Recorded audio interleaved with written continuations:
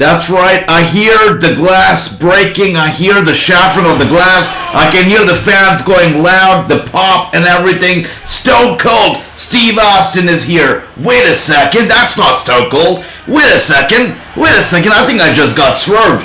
That is no Stone Cold Steve Austin. That is Stone Cold with a beard. That is Stone Cold Kevin Owens. Kevin Owens in the disguise of Stone Cold Steve Austin, kicking off Monday Night Raw. And he swerves everybody, in the building, everybody in the arena, everybody across the globe. When that glass shattered, when he saw the light go off, and he saw the Tron, everybody thought it was Stone Cold Steve Austin making his long-awaited return to WWE television. But there you go, he's sporting a beard. You know, even though he looks a lot like Stone Cold, he is not Stone Cold. Instead, he is Kevin Owens in the disguise of Stone Cold, and basically what he's doing, he's trying to sell the whole KO show at WrestleMania 38 with Stone Cold Steve Austin. Now, if you want to go back in history and think of when was the last time we saw somebody disguising a WWE legend ahead of WrestleMania, I would like to take you back to WrestleMania 27, when The Miz actually showed up, you know, to the Rock's entrance music, his pyro, his theme song, his Tron, and he showed up, you know, with looking bald and, you know, all that stuff. So The Miz did it first. He showed up in the disguise of The Rock, fooling the fans, you know, as he showed up, selling his match against John Cena at WrestleMania 27. And, of course, Stone Cold doing the same right now, coming out to, Kevin Owens doing the same right now, coming out to Stone Cold Steve Austin's music. So cool. Look at that. Got that, I said, if you're ready to see Kevin Owens raise hell all over that sorry son of a bitch, Stone Cold, give me a hell yeah! And again, guys, the B word being dropped, as I said earlier, as you guys probably, you know, you guys mentioned it as well, that WWE is slowly going to the TV-14 format. They're slowly, you know, fading away from the PG, and they might be inclining more towards TV-14, because that is what it seems like they're doing. And the fans are having fun. They're laughing, but they're disappointed. I can see a few people holding their heads, looking super disappointed. But yeah, there he is. Kevin Owens with those what chants. And the "You Suck" chants echoing across the arena as the fans are expressing their displeasure to Kevin Owens coming out to Stone Cold's music. About my home state of Texas, and there were horrible things, but let's be honest, they're all true, and they got my attention. And Kevin Owens is actually selling this. He's pulling a Stone Cold Steve Austin. He's cutting a promo as if he's Stone Cold. Look at Kevin Owens do that. That's funny. That is funny. And I can see everybody here. Jason, good to see you. He says, AJ, is Bianca Belair out of Mania? It seems like it. I mean, there is no official confirmation just yet, but it does seem like Bianca Belair could be out of WrestleMania. It does seem like that's what's going to happen, brother. Does seem like it. And Jonathan, good to see you. He says, smash the like buttons as you come in. I think that's what you should do, everybody. Make sure to like and subscribe as you come in. Good to see you, Jonathan. Thank you for the support. Gary here. Good evening, Gary. Good to see you. Everybody. Tease, US boy, Joey. Good to see everybody here. I hope you're all doing well. Look at that. The lights are on, but is anybody home?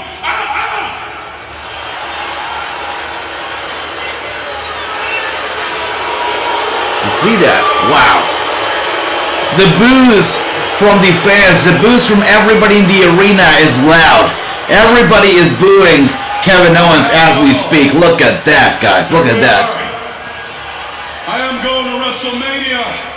I am going to the KO show.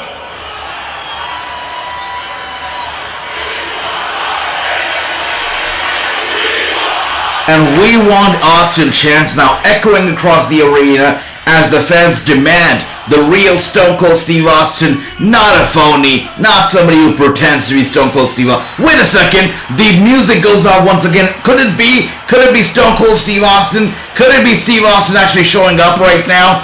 What is happening here? Because we hear the glass shattering, we hear the music going off. Could it be Stone Cold Steve Austin making his way to the damn ring? Wait a second. No, it's a swerve. It's a swerve once again. Wow. Kevin Owens does it again. He's laughing. He's having fun at the expense of our fans. Everybody across the world is getting trolled right now as we speak. Look at that. What's that saying? Oh dear, that's Kevin Owens trolling everybody across the globe. Everybody. At once. Told you twice. Shame on. Well, you for being absolute idiots. Wow, Kevin Owens.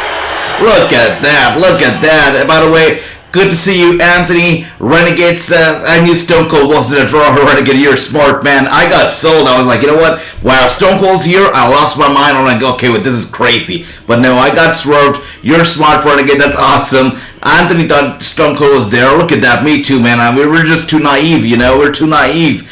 And Hut says KO is hilarious. He definitely is. But you know what? One way you can tell that he's not the real Stone Cold is that Kevin Owens couldn't catch that beer.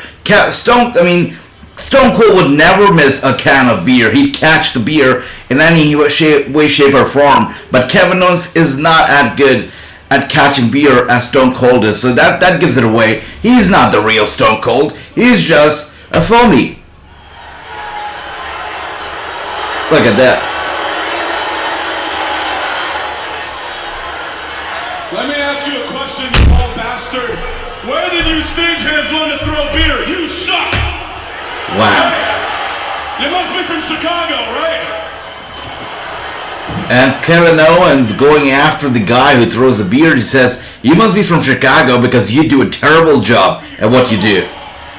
Even you can figure that out. There we go. One step. There we go. That was a weird way to get in the ring, but I'll let it go. There you go. Put it in my hand. Wow, good job. Now get your sorry ass out of my ring. Oh, wait. And Kevin Owens with a big stunner to the crew. Look at that. To the group. Oh my, this is not right. To the poor beer guy who's only supposed to be hand delivering beer to Stone Cold. Kevin Owens stuns him. This is not right. This is not done. Look at that. But isn't this perhaps one of the best ways to kick off Raw that we've seen in a long time? I guess this is the best start to Raw in a long, long time. And you know what? Agrees with me. Run DMD says we want Austin. We wanted the real Austin, but look what we got, a fake Austin. But I guess that's okay. Still better than Gilbert. Still better than the fake The Rock. I guess this is still better. I'm actually enjoying the fake Stone Cold Steve Austin here. Funny as hell. Bobby says, I have some breaking news. Tony Khan announced on Twitter, Jay Lethal versus Lee March. Oh, I see. Super Card of Honor, April 1st. That's big news, Bobby. That's awesome. Thank you for that. Good to see you. Hope you're having a good time, Bobby. Good to see you. And Wrestling Me Crazy says, big bang opening for Raw. And that's what I say. This is perhaps the best opening to Raw that we've seen in a long time. And Dale agrees, says, love the beginning of Raw right now. So good. So good. Thank you right there for the compliment, Wrestling Me Crazy. Moons, good to see you. Moons21 is here. It is WrestleMania season. And that's why we're starting off big. We started off with the fake Stone Cold Steve Austin. That was pretty damn funny. You know, to see Kevin Owens come out and swerve us not once but twice. Kevin Owens trolled everybody across the globe. Not once, not but twice. Once when he came out to Stone Cold's music. Second time when he pretended like Stone Cold was actually coming out to attack him when he wasn't. That is hilarious. And True says Owens is hilarious. He really is. That's right. 2 hands. KO 2 hands. That's correct. That's right, brother. Owens heel turn. Boots. You know, with Kevin Owens, he's always a heel. He's always a face. You know, with him, I mean, he'll switch as he likes it, right? I mean, he hates the fans. He hates Texas, but he also loves the fans. It's funny with him. It's funny. King Tones is here. King Tones, good to see you. Kevin Owens literally just opened Monday Night Raw, looking like Stone Cold Steve Austin. Got the mask over his head, you know, to look like he's bald. He has no hair, but he couldn't hide his beard. But he comes out to the Stone Cold Steve Austin joggers. He comes out to the Stone Cold Steve Austin shirt, the music, the Tron, looking just like him, and delivering a promo kind of like him. Good stuff from Kevin Owens right there. Again, the last time I saw somebody do something like this was prior to WrestleMania 27 when The Miz came out to The Rock's music looking like The Rock. That was funny. I remember that. Can you guys also recollect of any other time in history when we saw a current WWE superstar impersonating a legend or a former WWE superstar? Let me know about it. Yeah, this was the best opening to Raw. That's right, you're right. Bobby says, Asia, I'm looking forward to Jay Lethal versus Lee. I am too. I think Supercard of Honor is going to be great, and this is making me nervous because April 31st is a stacked day. We've got a lot of good wrestling shows on April 31st. March 31st, I'm sorry. And April 1st is a big day as well. Lots of good shows happening on the very same day. I don't know how much wrestling can a human being keep up with in a single day, but it's going to be a lot of wrestling. March 31st, April 1st, it's going to be crazy. KO Vicious right now are on DMG, you were right. By the way, can I just talk about Seth Rollins' outfit right now? Because this is the most decent outfit that I've seen from Seth Rollins in a long time. He's not wearing any flashy gold or flashy red, or he has not borrowed an outfit from Becky Lynch, because today he's actually wearing a dull green and black, which is pretty normal. Nice, different. It's a unique look from Seth Rollins. He's never normal, but tonight he looks very normal, which is interesting. That's right. Yes, King Tones, that's right. AJ or Wrassingh, whatever you'd like to call me. That was pretty awesome, Joey. Absolutely. Oh yeah, oh hell yeah. D-Star says, is it just me, or does it seem like Austin may be only doing this to promote his new Broken Skull beer? D-Star, that makes a lot of sense. And can I just talk about one thing real quick? Today is March 21st. We're officially like a week or 2 weeks away from WrestleMania 38. We're right there. I mean, it's right there, correct? I think it's high time that we start seeing legends appear and actually, selling their matches. We start seeing Stone Cold appear and start talking about or selling his match. I understand what we saw today was funny. We saw Kevin Owens come out, and what he did was funny, and it was entertaining. But really, you really need to start selling your matches now. You book them, that's great, but really start selling the whole thing, because it's high time. We're almost there. WrestleMania is around the corner. If you don't sell them now, when are you even going to sell them? So really hard time to have Stone Cold Steve Austin actually show up on your show and sell his damn match. Let's see if they actually do it, or if they're gonna wait until WrestleMania. Anything is possible. We'll just have to find out. And Huss says, they didn't get me the first time, but they got me good the second time. There you go. They got me both the times. And can you imagine the kind of emotional roller coaster I went through when I saw the glass shatter, and I heard the glass shatter, and I saw the fans pop the first time? I was like, oh damn, this is Stone Cold Steve Austin. Are you kidding me right now? And when that got over the second time, I'm like, this is Stone Cold Steve Austin. Are you kidding me right now? But no, I got swerved both the times. Awesome stuff. Chris is here. Chris, good to see you. And he says, hey everyone, that KO promo sucked. Kind of recycled. Chris, is hard to impress Chris. You know that. Chris, love you, brother. You're awesome. And right, we've seen that before. We've seen that, just like I said, The Miz doing it prior to his match against Cena, WrestleMania 27, and that something happened again. So, yeah, we've definitely seen that before. Saw it again. So that is interesting. Bobby says, Julia Hart wrestled against Sky Blue today on AEW Dark Elevation. That's, wow, okay. That calls for an awesome match right there. Surf Wrestling is here. Surf Wrestling, good to see you. Very good to see you. Hope you're doing well. I just came from a wave. I see you surfing. Awesome stuff. And there you go. Are you ready for the LAX reunion on AEW very soon? I am. I think it's just like I said. It is WWE weekend almost here. Right? WWE season is here. WrestleMania season is here. But I wouldn't call it WrestleMania season only. I would call it wrestling season, because all these promotions across the board, they're all bringing their A game. You talk about WWE bringing their A game, which maybe they are. But you look at NWA, we just did a Crockett Cup, Watchalong these past 2 nights. And what a beautiful display of the art of professional wrestling that was. NWA bringing their A game. Impact Wrestling bringing their best. We talk about AEW trying to bring their best.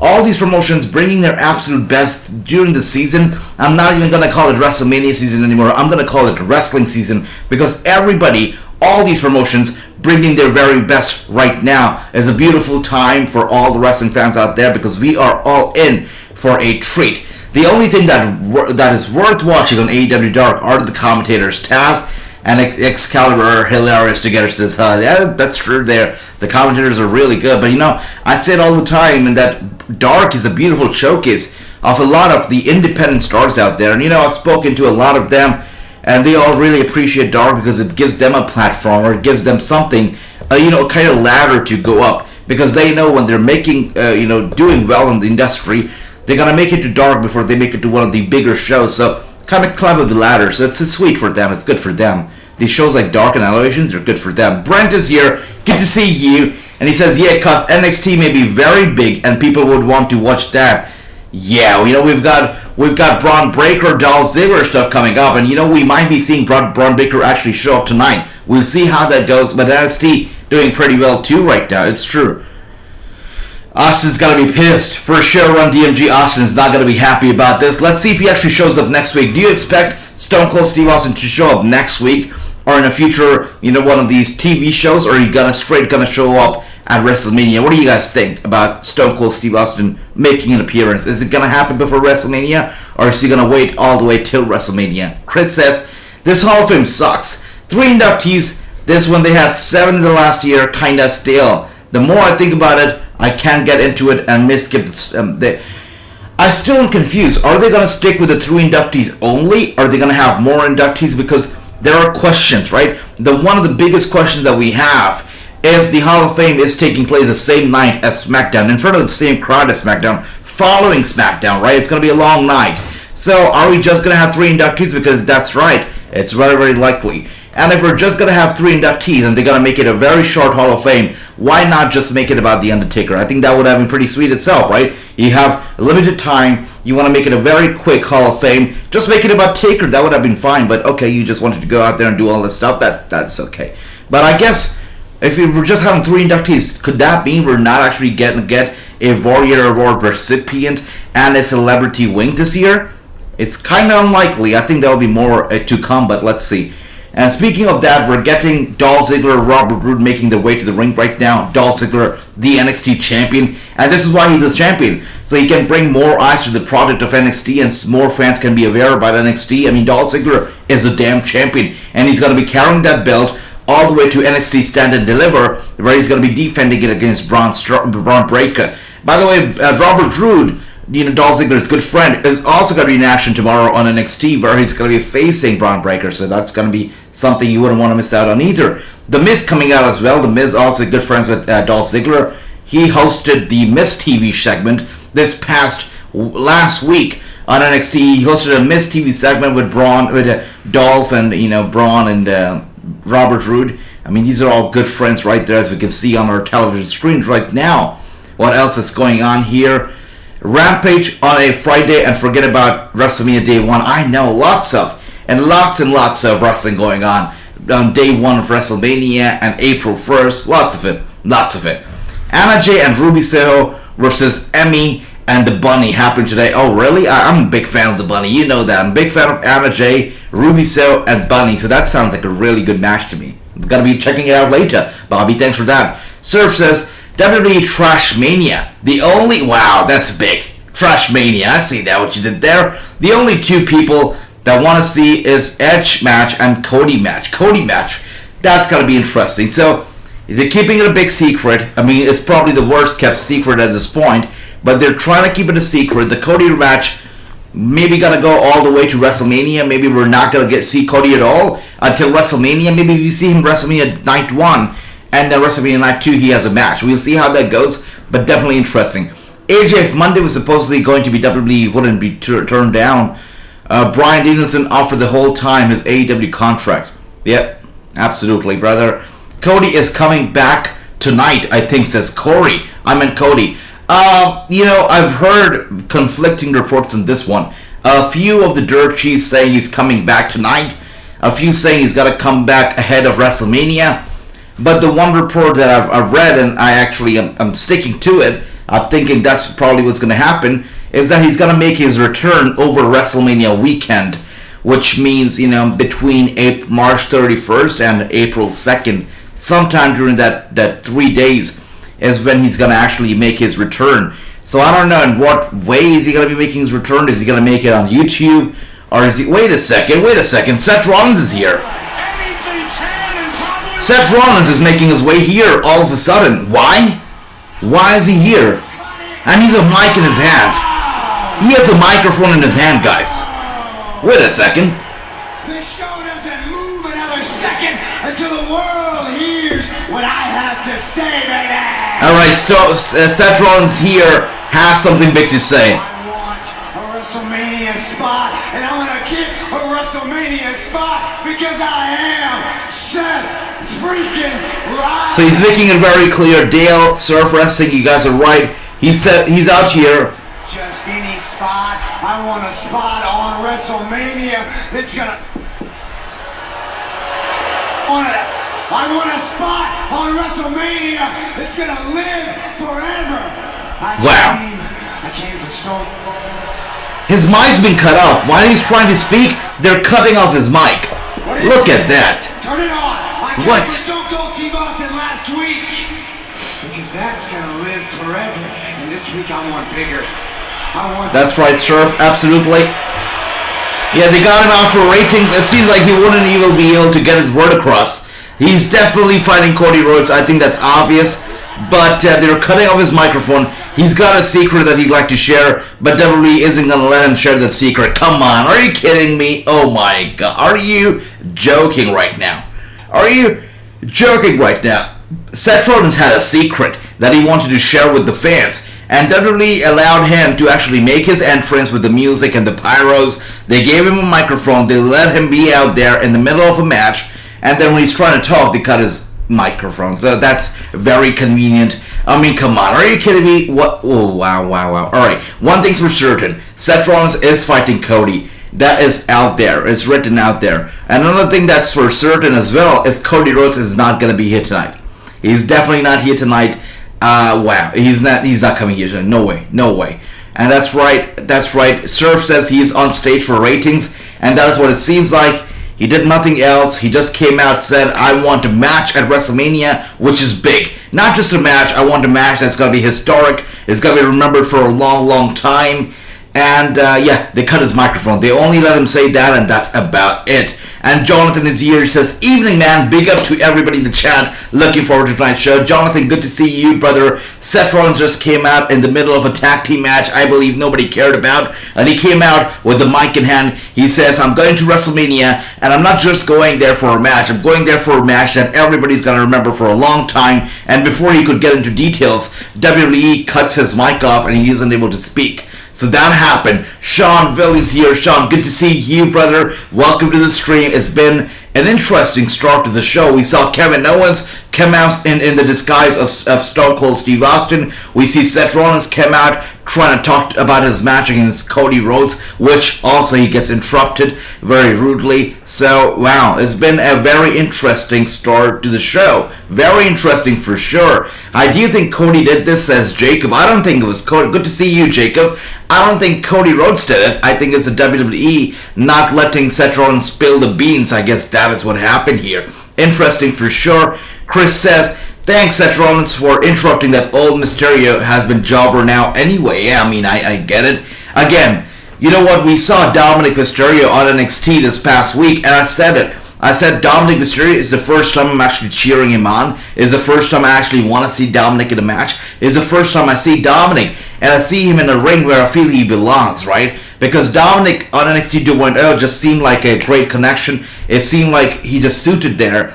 And no offense to him, I think he's great. But I think he should start off, once again, he should go back to NXT 2.0, stay there for a bit before he comes back to the main roster. So, again, he's here, and he's being overshadowed by his own father. I don't think that works out. I think he should go back to NXT 2.0, do something there for a bit, before he wins over the fans and comes back to WWE's main roster shows, you know, by himself. Not because of his dad, but because of his own credentials. I think that would be awesome.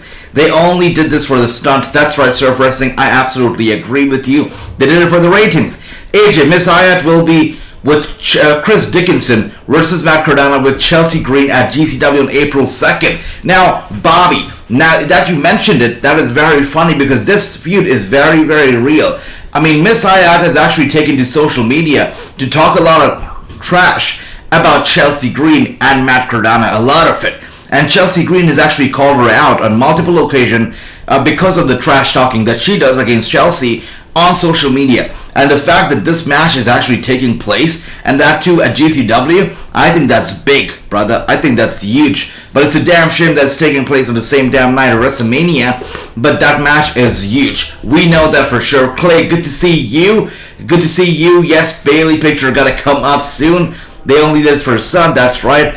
It may be Fiend, says Jacob. I don't think it's gotta be Fiend. I don't think Fiend's got any business being here anymore. But Fiend versus Seth Rollins, I'm in for it, definitely. Definitely. And there you go. Swerve says it's not the Fiend. Don't even talk about it. I'm not a fool. I know exactly what they're doing. That's right, Swerve Wrestling. You're a genius. I know that. You're a smart man. You know you're wrestling just like we do, right? Just like I do. That's right. Bray Wyatt ain't coming back. I get that. Sean, good to see you. Joey says, let the man talk, right? Let him talk. Are you telling me that you let that whole Alexa Bliss, the awful segment of, I don't even remember, 5 Minutes of Bliss, or Bliss, This Is My Life, I think that was the segment, This Is My Life, whatever that segment was. Are you telling me that you did not cut out the mic for that awful segment? You didn't cut out the microphone for the, pipe bomb, for a good amount of the pipe bomb, but you cut out of the microphone for this one? Are you kidding me right now? That's interesting. By the way, they're calling WWE 2K22 the biggest game in WWE history. It's funny. It's just like calling Brock Lesnar versus Roman Reigns the biggest match in WrestleMania history. Both of them absolute lies, but that's okay, I guess. We're keeping kayfabe alive here, ladies and gents. Let the man talk. That's right, Joey. Hashtag let Seth Rollins talk. Let it trend, guys. Let it trend on Twitter. Let's do it. Luz Ayala is here. Good to see you. I'm going to WrestleMania, says Luz. That is awesome. So jealous of you. That's fantastic. I hope you have a great time. Orange Cassidy's a joke, says Romanowski. Isn't that right? Romanowski, good to see you. Welcome to the stream. I still don't think it's Cody, says true. Wow, if it's not Cody, it's got to be interesting. Either the fans are going to be very, very happy, or they're going to be very, very disappointed. It has to be somebody significant by the way of how they're booking it and how they're presenting it now, especially with that whole mic being cut off thing. It has to be somebody significant. If it's not, the fans are going to be extremely unhappy. We know that for certain. Do you think it's Fiend, AJ? Jacob, I honestly, I don't think it's Fiend. I don't think it makes sense for him to be here anymore. Adam Page, lame champion. Romanowski bringing in the heat. I see you right there. And I'm telling you, says Jason, they're going to build this up like the way they did. You're right. And you know what, Jason? You spoke about this earlier. I think you spoke about this during the Crockett Cup Watchalong. And I totally agree with you. They're doing the exact same thing right now as they did with the Undertaker thing. Taker versus Cena. I think that was an awful way to book a match. It was an awful way. It was just playing on the fans' emotion and, just taking their fans' emotions and just assuming that the fans are going to be intrigued based on some dirt sheet reports. This is what I like to call dirt sheet kind of booking, right? This is not booking that WWE is working on. This is the booking that Dirt Sheet's been working on. So I like to call it a dirt sheet booking for sure. This whole thing, Cena. Oh, by the way, The Miz unmasked Rey Mysterio. Are you kidding me right now? The Miz has unmasked Rey Mysterio. You've got to be kidding me. And that happens when his son is there.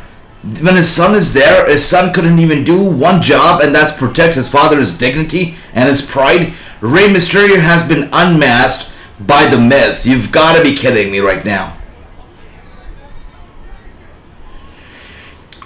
Miz right now walking away with Rey Mysterio's mask, his pride, his dignity in his hand. Wow, look at that. The Miz being a total... It doesn't get any worse than this, guys. Rey Mysterio has been unmasked. Miz has the mask in his hand as he's walking off, and Dominic Mysterio could do nothing about it. They're going to have build it up and have Seth keep saying, I need a match at WrestleMania until April. I guess that's right, Surf Wrestling.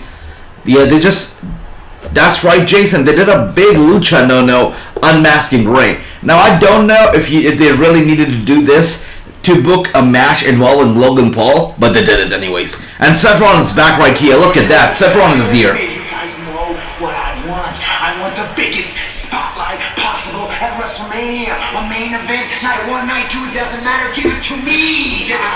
You're upset because you're not at WrestleMania, but here's the thing. Disrupting the show, acting like a complete lunatic, that's not going to get you what you want. And what is? Relying on you two buffoons to do anything of use? Is that what's going to get me what I want?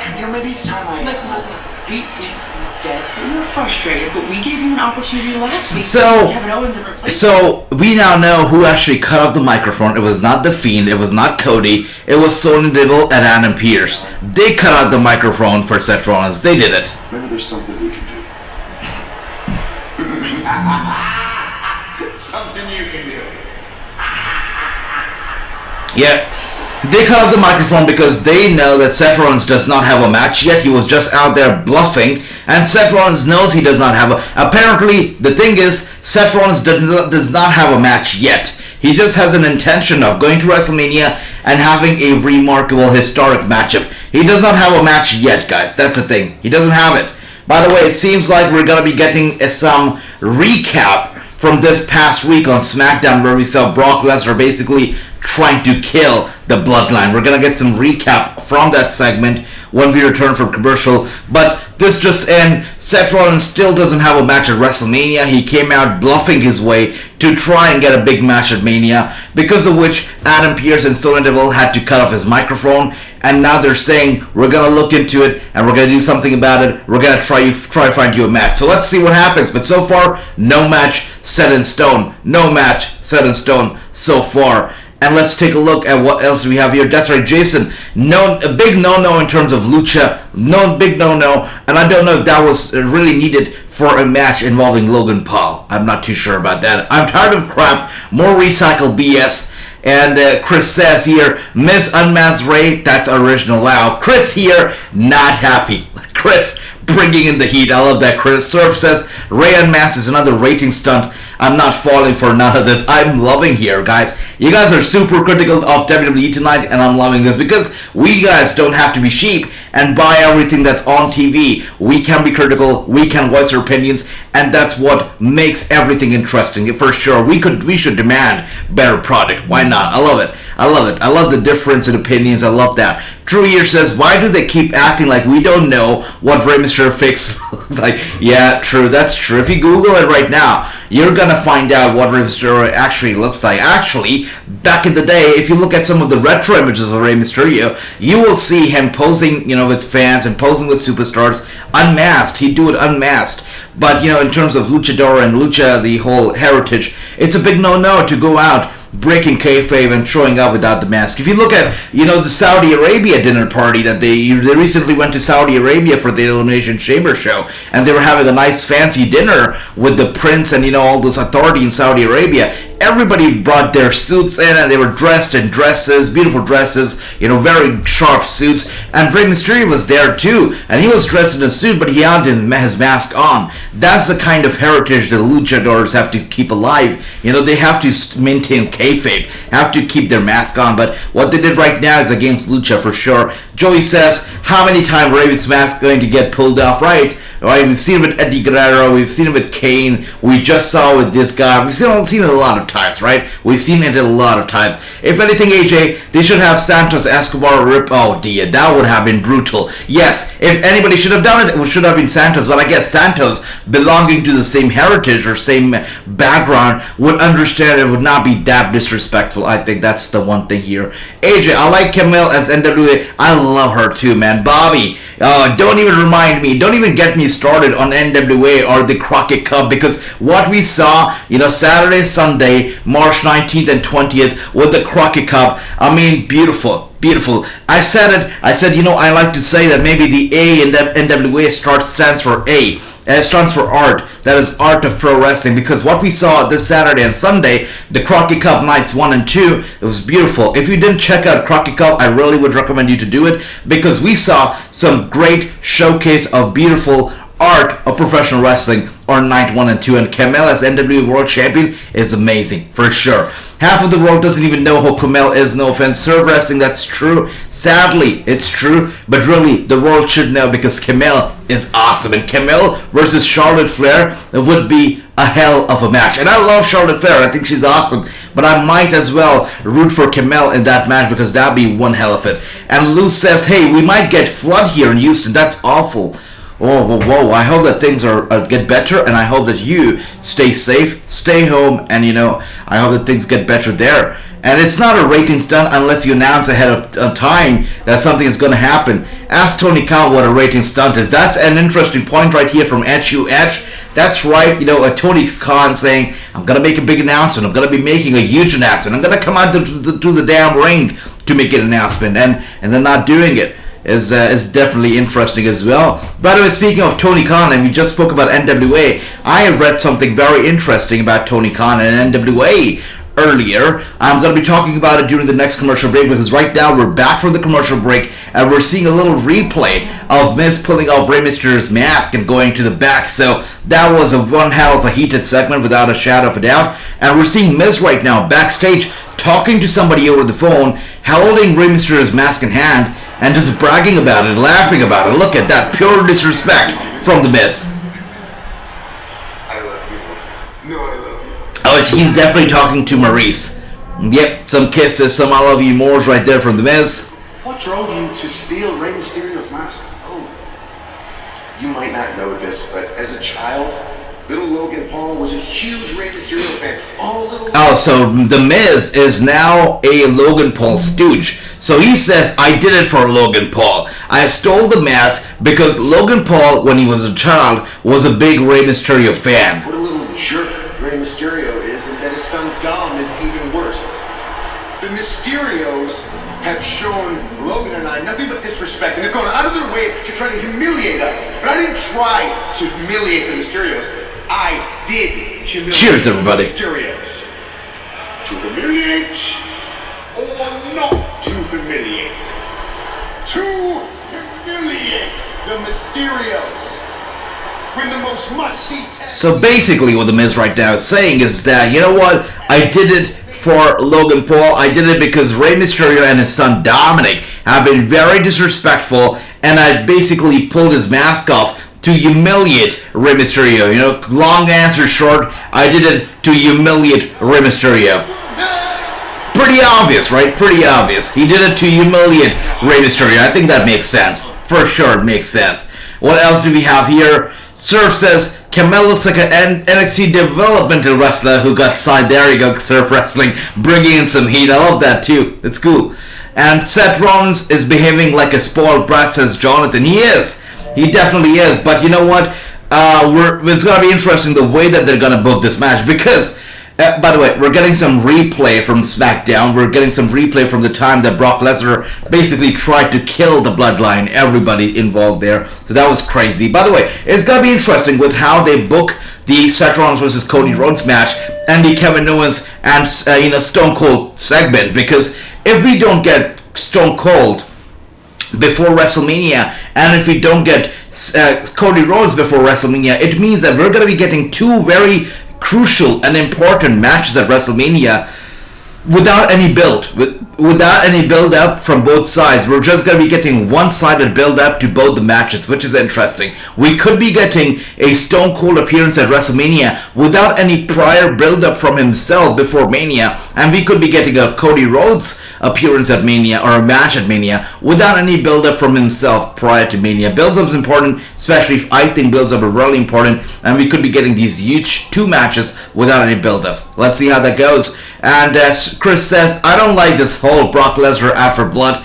Even TV14 doesn't allow blood. That's right. But right now, as we speak, we're getting the same replay from this last Friday SmackDown. We're getting a replay. Nothing new. No new segment. No new interviews. Just some replay. And that's about it. And what else do we have here? True says, Rey was unmasked for more than 2 years. That's right. That's right, True. Glad that you put it out there. That is true. Chicago missed AEW already. Yeah, I know. You're right. When Kevin Owens basically ripped Chicago, calling that crew member who was throwing beer, maybe he's from Chicago. That was a big rib already. I think Chicago started missing them already right there. And King Tone says, AJ, is that your real name? Also, what channel are you watching WWE? I'm watching it on the USA Network right now, my friend. And yeah, Wrassing show. Look it up. Wrassing. Keeping kayfabe alive. Surf says, at least, can follow back the next week. That's true. Can follow back. To his credit, Tony Khan did follow back, and that is good stuff. Andy says, when my hands go up, all your mouth go shut. Logan Paul is Miss Partner at WrestleMania. Andy, my friend, my brother, it is good to see you. Your presence was missed in this chat. Good to see you, brother. Hope you're doing well. Hope you're having a very fine Monday, especially a very fine Monday night, because this Raw has been interesting, to say the least. It's been interesting. And to finally sell their upcoming match at WrestleMania, Roman Reigns is going to be making an appearance on Raw, where he's going to be meeting Brock Lesnar next week, to basically sell his match against Brock at WrestleMania. And speaking of giants, we've got Omos now coming after the ring. That's nice. Jonathan here says, keep on smashing the lights, people, and do what Jonathan says. Do the exact same thing. Keep on smashing the lights. Thank you, Jonathan. Love that. And HUH, my brother says, right? That's why it's called a ratings. I see you. And Trish Adora versus former WWE wrestler MJ Jenkins at GCW for the culture on April 1st, Fight TV. Once again, Bobby, I'm going to go crazy with how many matches and shows they're booking for April 1st and March 31st. So many of them. Even April 2nd, by the way. Especially March 31st, April 1st. They're going all out with the bookings and these matches and shows. So many of them. But you know what? I'm going to be trying to cover most of them. Going to be trying to talk about most of them. And do watch-alongs for most of them. So stay tuned, because this is, the place. This is your family, where you watch all the shows together with your wrestling family. Bobby says, and Trish Adora and former Jenkins, MJ Jenkins, I'm looking forward to that one for sure. Ricky's here. Ricky, good to see you, brother. Good to see you. Your absence was felt as well. Good to see you on here. Hope you're doing well. And wait a second. We just got an Omos entry. Wait. We came back from commercial. We got some recap from SmackDown. This past week on SmackDown, we got some recap. Then we got an Omos entrance, and we switched back to commercial. So this whole thing was just unnecessary. Okay, waste of TV spot right there. We got nothing necessary between the two commercials. We're back to commercial right now, and I'm seeing a Cricket wireless commercial. Sweet. I guess that's sweet. And Tyler Black, aka Seth Rollins, is a genius, says Andy. That's right, Andy. And you know what? You should have been earlier, because there were definitely clash of ideas before you came here regarding Seth Rollins. And Swerve says, end of the day, AEW is real professional wrestling, and WWE is Disney main event.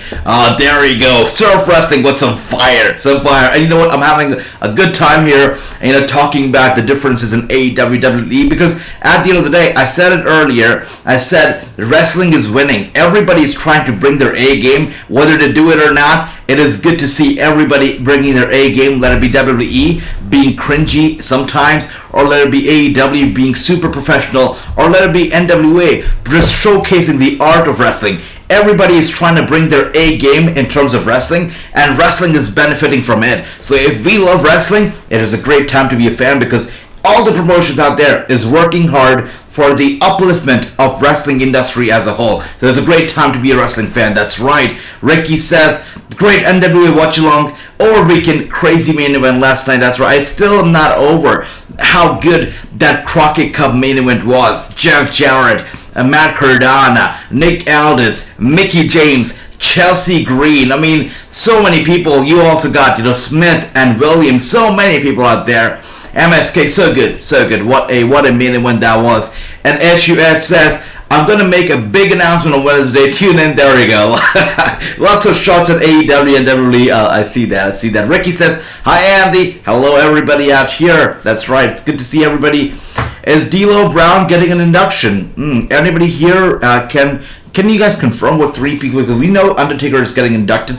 We know Booker T's wife's getting inducted. And Raiders getting inducted. That's it. 3 people so far. AJ, do you think WWE should honor Shad with the Warrior Award? Chris, I've spoken to JTG about it. I'm actually going to post a clip about it again because they still haven't announced a Warrior Award, a recipient for this year. So I'm going to be talking about it again. I'm going to post a clip for my interview with JTG where I asked him, what do you think about Shad Gaspard, winning the Warrior Award? And all in all, JTG said that, it all depends on WWE and what's best for business. When they went to Florida, they inducted Titus O'Neil. Why? Because Titus is a Florida native, and they just had to get somebody from Florida to be inducted into the Warrior Award thing. And then Texas, I think somebody from Texas is going to be inducted. Now, if they go to when they go to Hollywood next year, and since Shad lived in LA, they might induct him next year. But again, it all depends on business, and what's best for the business is what they do. That is it. And we know that the Crime Time was in the most wasn't the tag team that WWE would like to mention all the time because of the controversy with the tag team and the whole storytelling. So we'll have to see that. Now, should they induct him? For sure, he should have already been inducted, brother. He should have already been inducted. Now, does it make a difference if he is inducted or not? Certainly it does, but I'll tell you what. Shad Gaspard is bigger than the Warrior Award. The sacrifice that he's made is bigger than any award out there. So if WWE, for business purposes, does not induct him, fine, screw it, because Shad Gaspard is bigger than any award. He deserves all the recognition though, but he's bigger than any award. And Victor here says, hey yo, is the Crockett Cup Tag Team Tournament over? Victor, good to see you. Yes, it is. We saw the Crockett Cup over the past 2 days, Saturday, Sunday. What an amazing tournament that was, brother. Had a lot of fun. I fell in love with pro wrestling once again, thanks to the Crockett Cup. Briscoe brothers are the Crockett Cup winners. What an amazing tournament it was. You guys should check it out. Check out the main event. Check out all of it. Such a good pay-per-view. And Swerve says, Tyler Black is the professional wrestling side. No Falcon Arrow. He did real stuff. There you go. What was WWE's worst gimmick? What was WWE's worst gimmick? That's a great question right there, Gary. That's a good one. I think Muhammad Hassan was pretty bad, right? Remember that character that they had? They actually had to pull off TV because of, all the real life stuff that was happening at that time, and the network actually asked them to get him off TV, to kill the character, to just end it. I think that was the worst gimmick, the worst character they could have come up with. Really bad. Here we go again. Roman Reigns is showing up because USA Network isn't happy with Monday Night RAW. That is right. That is right. Teleporting in and out of the ring is real. There you go. Some heated exchange there. I'll be interested to see what they do with Omos. How his career will develop. I'm a big fan of his, and he's a big guy. He definitely stands out in the ring. He stands with 10 people. Omos is easily to spot. He's good. He's big. I think he's got a good attitude. He's got a nice, decent smile. How are they going to build him up? Because right now, his character, no offense, I think it's pretty bland. All that's, making him going, keeps him going right now is his own skills, his own strength, his own, persona and personality. The WWE, I believe, has done little to nothing to build on Omos's character. I think they've done very little for that. I don't see a big character development. I don't see any storyline. I don't see anything going for him right now. It's just Omos being his real self, which is so damn good. Are they going to be able to do something about his character? I hope so, because right now I think his outfit needs an upgrade. I think they need to work on his outfit, on his character, on his team song, on everything that is Omos. Everything. He's great, but they need a lot of work. It needs a lot of work, for sure. And what else do we have here? By the way, that was a good one. Jonathan, also a big fan of Omos.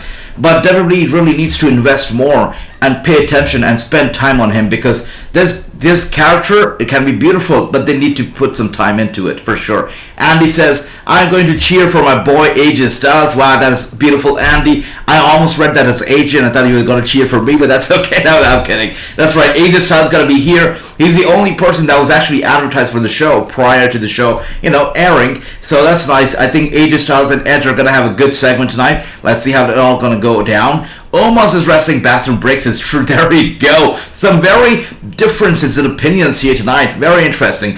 D'Lo Brown doesn't want in the Hall of Fame ever, says Chris. There we go. You have your answer, King. You have your answer.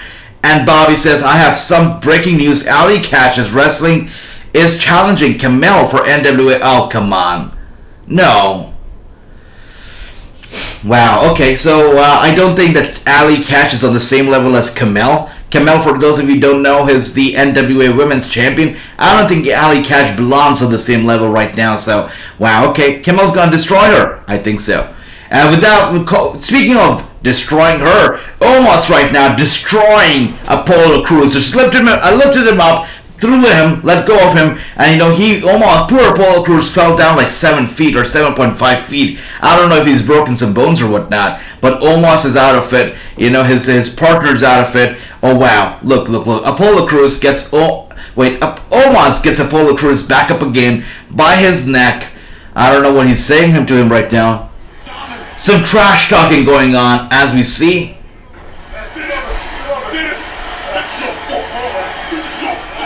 And he tells Apollo Crews, you know what, this is your fault. Your friend being destroyed, it's your fault. And Apollo Crews goes down hard once again, 7 feet tall. Omos slams him down hard, over 7 feet down. And there we go. I think he's going to be pinning both Apollo Crews and his friend at the same damn time. Same time, that's it.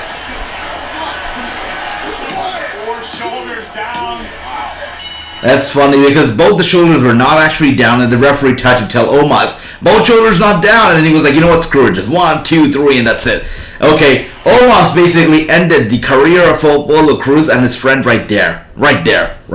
That's it. Swerve says, name another show who does long-term booking that gets #1 in cable service. There you go. I see that. I see you guys right there. I see you. And there you go. Too Sweet. Pistol Pete is here. Good to see you too, sweet brother. It is good to see you. Hope you're enjoying the show so far because tonight's Raw is interesting. And I'll tell you what, we've been watching Raw for about 52 minutes already. It doesn't seem like 52 minutes at all. This show has been good, to say the least. We started off with Kevin Owens. We came to that tag team match. Then we got Seth Rollins, a little bit of Seth Rollins. And then we're getting Omos. Wait a second, what does he have to say? It doesn't matter. Wow. How many of them they are? All that means I am undefeated and I'm unstoppable. And anybody who has the balls to step up against me and know. Yes, you're right, guys. Whether it's here, Monday Night Raw or at WrestleMania. Oh, James is here. He says, I'm watching you from the hospital. My hemoglobin is low, so I have to...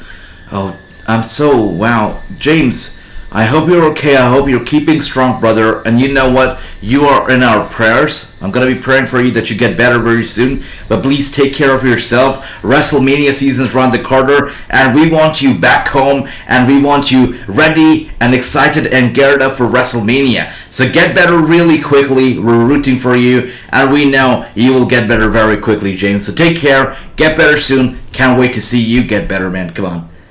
I know you'll do it. I know you can do it. I am better than everyone. I am better than everyone. Beautiful. We're getting some highlights from that very memorable Edge promo, which got mixed reactions. Some people were happy with the new theme song, some were not. Some were happy with the dark colors, some were not. So we're getting some highlights. Definitely memorable, segment. I think we're gonna get it one more time tonight with Seth Rollins, with AJ Styles there in the ring with Edge. Let's see how that goes down. But Renegade says, Omos is a bad monster, I guess what he meant. Bad monster. And we see here, Too Sweet Pistol Pete also calling him a monster because he's a monster indeed. Renegade says it is a bad monster. Bobby says Blake Christian versus Rohit Raju tomorrow on AEW Dark. Gotta be looking forward to it. Gotta be tuning in for sure. King Tone says, I want Bobby versus Omos. Interesting. I'd like to see that one as well for sure. Edgewood says, the new Edge lighting, it gives me headaches. I see what you mean there. It's gonna be interesting if, wait a second, can you imagine if Edge actually wrestles AJ Styles under that lighting? Could that be happening? Interesting. Getting them some Sin Cara vibes from that lighting. Let's see if that actually happens. Let's see that. And that's right, James, we're all praying for you. Hope you get better really quickly. Omos needs to be called Timeout Omos. That's funny. By the way, that promo from him, I thought maybe somebody was actually coming out to challenge Omos. Nobody did. Well, okay, let's move on anyways. FC is here. Hi, Racing. Good to see you. Is your mic broken for me? Because your speaker is broken. No offense. Wait a second. My mic's broken. I am sorry about that. I don't know. Everybody here able to hear me fine? If you are, give me some thumbs up, because so far I feel my mic's okay. But let me know if you have trouble listening to me. Let me know, guys. Thank you for that. And that's right. Too Sweet Pistol Pete says, AJ, it is time for AJ Styles. That's right. He's coming out. I hope Veer Mahan buries Omos at Surf Wrestling. I think that could happen. I think Omos versus Veer Mahan could be one of the very first feuds we get to see. I think it's a matter of time, brother. I think it could happen for sure. AJ, can you interview Kavita Devi and Rohit Raju? Chris, for sure. For sure. Absolutely, Chris. It could happen. It could happen in the very near future. For sure.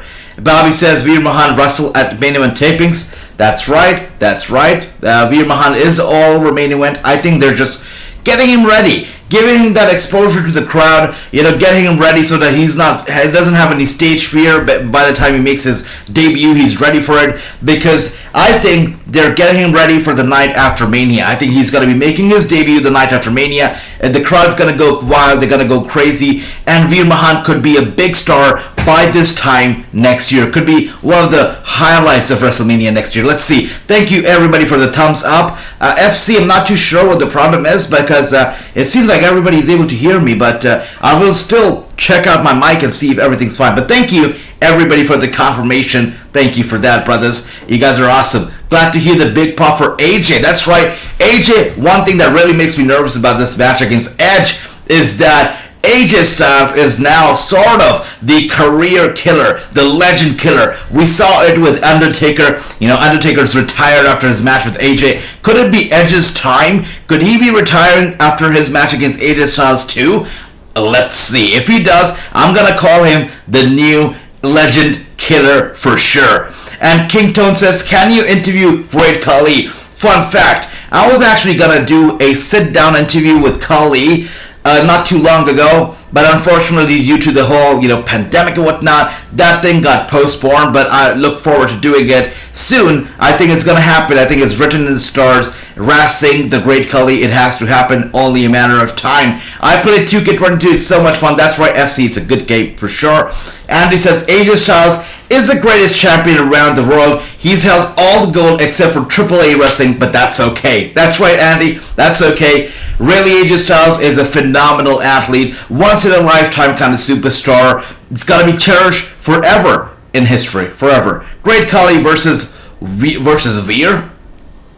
I see. Great Khali versus Omos versus Veer. WrestleMania, now that will be cool. For sure, King Tones, but unfortunately, for the Great Khali, his knees don't support him a lot anymore.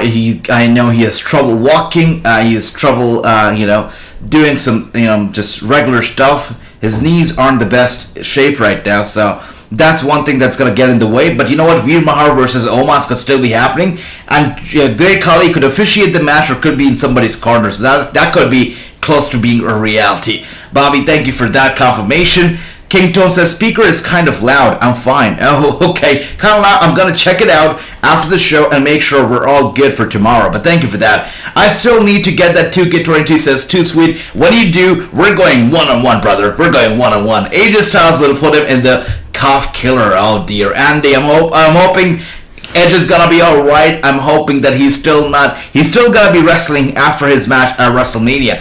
AJ, what is your big announcement? You have said last night you would be announcing them tonight. The announcement, Chris, is still gonna be coming on. Gotta be waiting on it a bit longer because it's being worked on. It's not fully done yet, but hopefully I'm gonna be making that announcement very, very soon. I'm probably gonna be we'll definitely be doing it this week, but early this week, by Wednesday. That is for Max.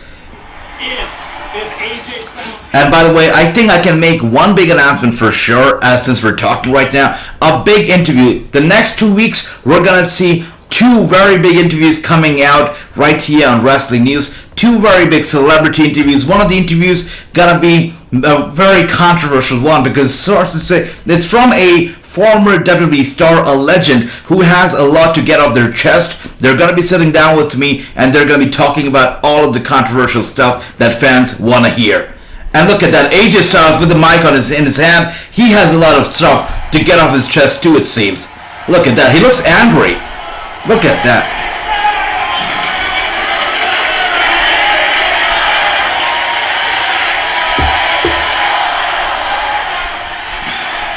Jonathan, that's right.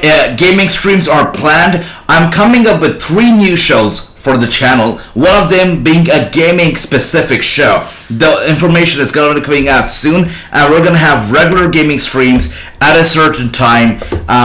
Regularly they're going to be coming out, and that announcement is going to be up soon as well. But gaming is going to be a big part of this channel moving forward. FC, go ahead, fix the ratings, and let me know about it. And if you have enough of it, time, it can be a dangerous thing. And Jonathan says, I hope you're not interviewing The Miz. And Jonathan, I could be. With that chair over and over. Yeah, he's not happy with how Edge treated him recently. Randy Orton is the only legend killer since Renegade. I hope it stays that way, brother. I hope it stays that way. I can't afford 2 legend killers in the company.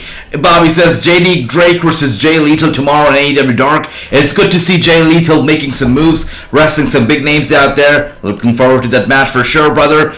King Tones, thank you for the thumbs up. Thank you, everybody.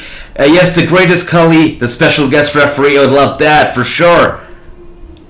And answering the question why.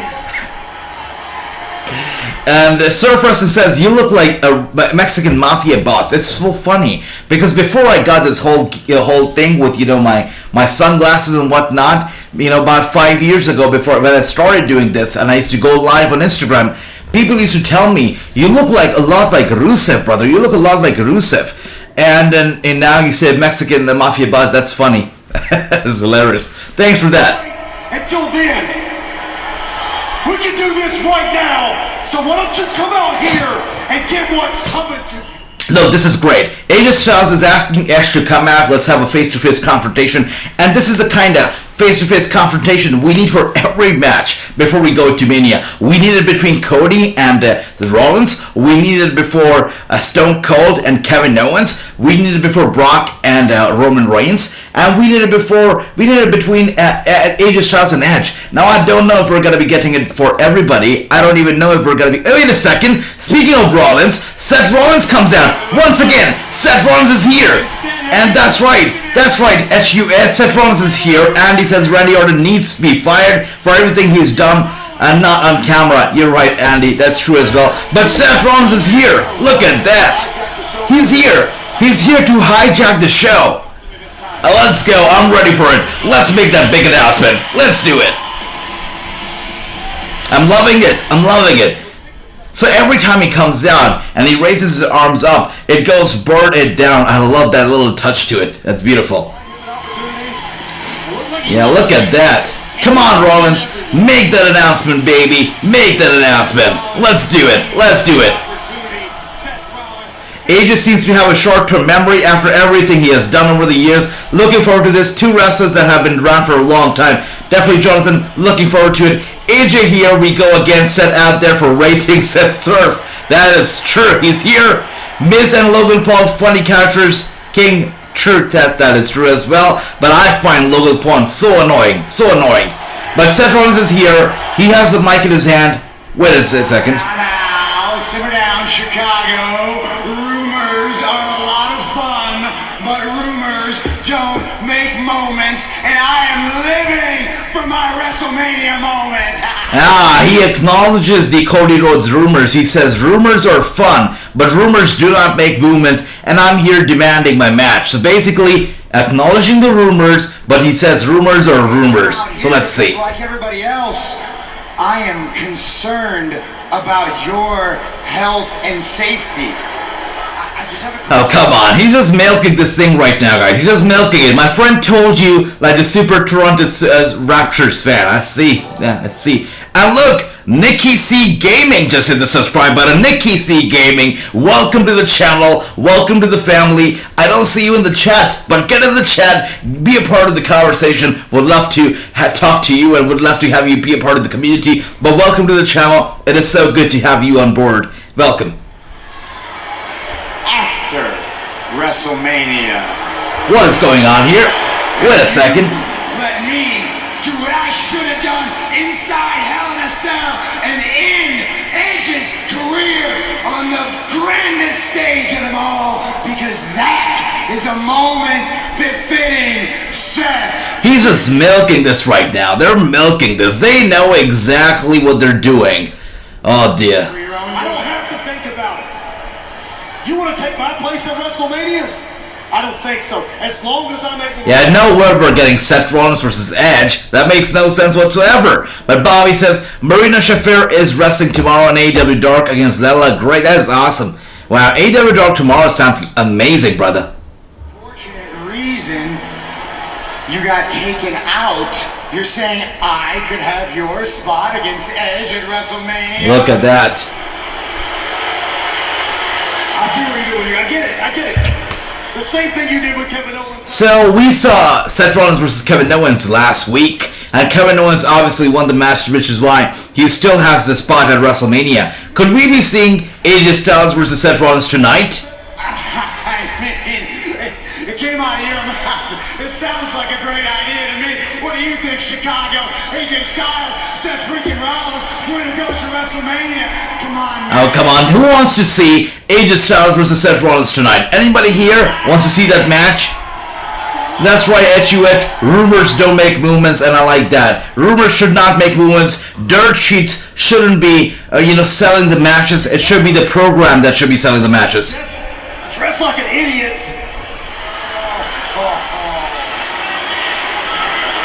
But you're delusional as well. You think I'm going to give up my opportunity for WrestleMania? Like, you think I'm just going to give that up? You know what, Seth? I'm going to do what you couldn't. I'm going to destroy Edge. And then we'll get back to me and you. How's that sound? AJ is not giving up his opportunity. He's saying, no, that match is not happening. AJ Styles versus Seth Rollins is not happening tonight. Second, please. And wait a second. Sonya Deville and Adam Pearce are here. They're here. T-Zella50, welcome to the stream. Good to see you. WrestleMania moment. And we've been talking about it and have decided you're going to get that chance. Okay, Sonya and Adam Pearce are giving Rollins that chance. Because if you, Seth Rollins, can defeat AJ You're kidding me right now. tonight, you will replace AJ at WrestleMania. This is so stupid. This is stupid booking. You're recycling the exact same thing that happened last week, and you're giving it to us all over again. So we're gonna be... Oh, wait a second. AJ not too happy with the big elbow to Seth Rollins as soon as Adam Pearce makes an announcement. Styles is not happy with the big elbow strike to the face of Rollins. Rollins is headed to the back. I guess we have the main event of the night. The main event of tonight is going to be Seth Rollins versus AJ Styles. The winner of the match gets a match. The winner of this match is going to be getting a match against the rated R superstar Edge at WrestleMania. So wow, okay, we're going to be getting this match. Let's see how it all goes down. But this is the main event of the night apparently. AJ Styles, Seth Rollins tonight. Let's see how it all goes down. But I guess I know it already. Edge has to win it, and Rollins has to lose this one for sure, right? It has to happen. And Tyler Black needs to be at Mania, says Andy. I love that. For sure he needs to be there. AJ, I know it will be tough, but he's 80 years old, but can you interview Tiger Jeet Singh? Yeah, it's got to be tough, Chris, for sure, but that's just one of the most, legendary people out there. Such a great big name. Would love to. It would be an honor. But let's see. King Tone says you have another baby. I hope Cody shows up tonight on Raw, says Ricky. I don't think it's going to be happening. I think Cody Rhodes is going to be making his appearance sometime around WrestleMania weekend. So not Raw, not SmackDown, perhaps SmackDown, but not Raw for sure. That's what I think. And Surf says, keep dreaming in the sky, Ricky. There you go. Surf here. Very brutal tonight.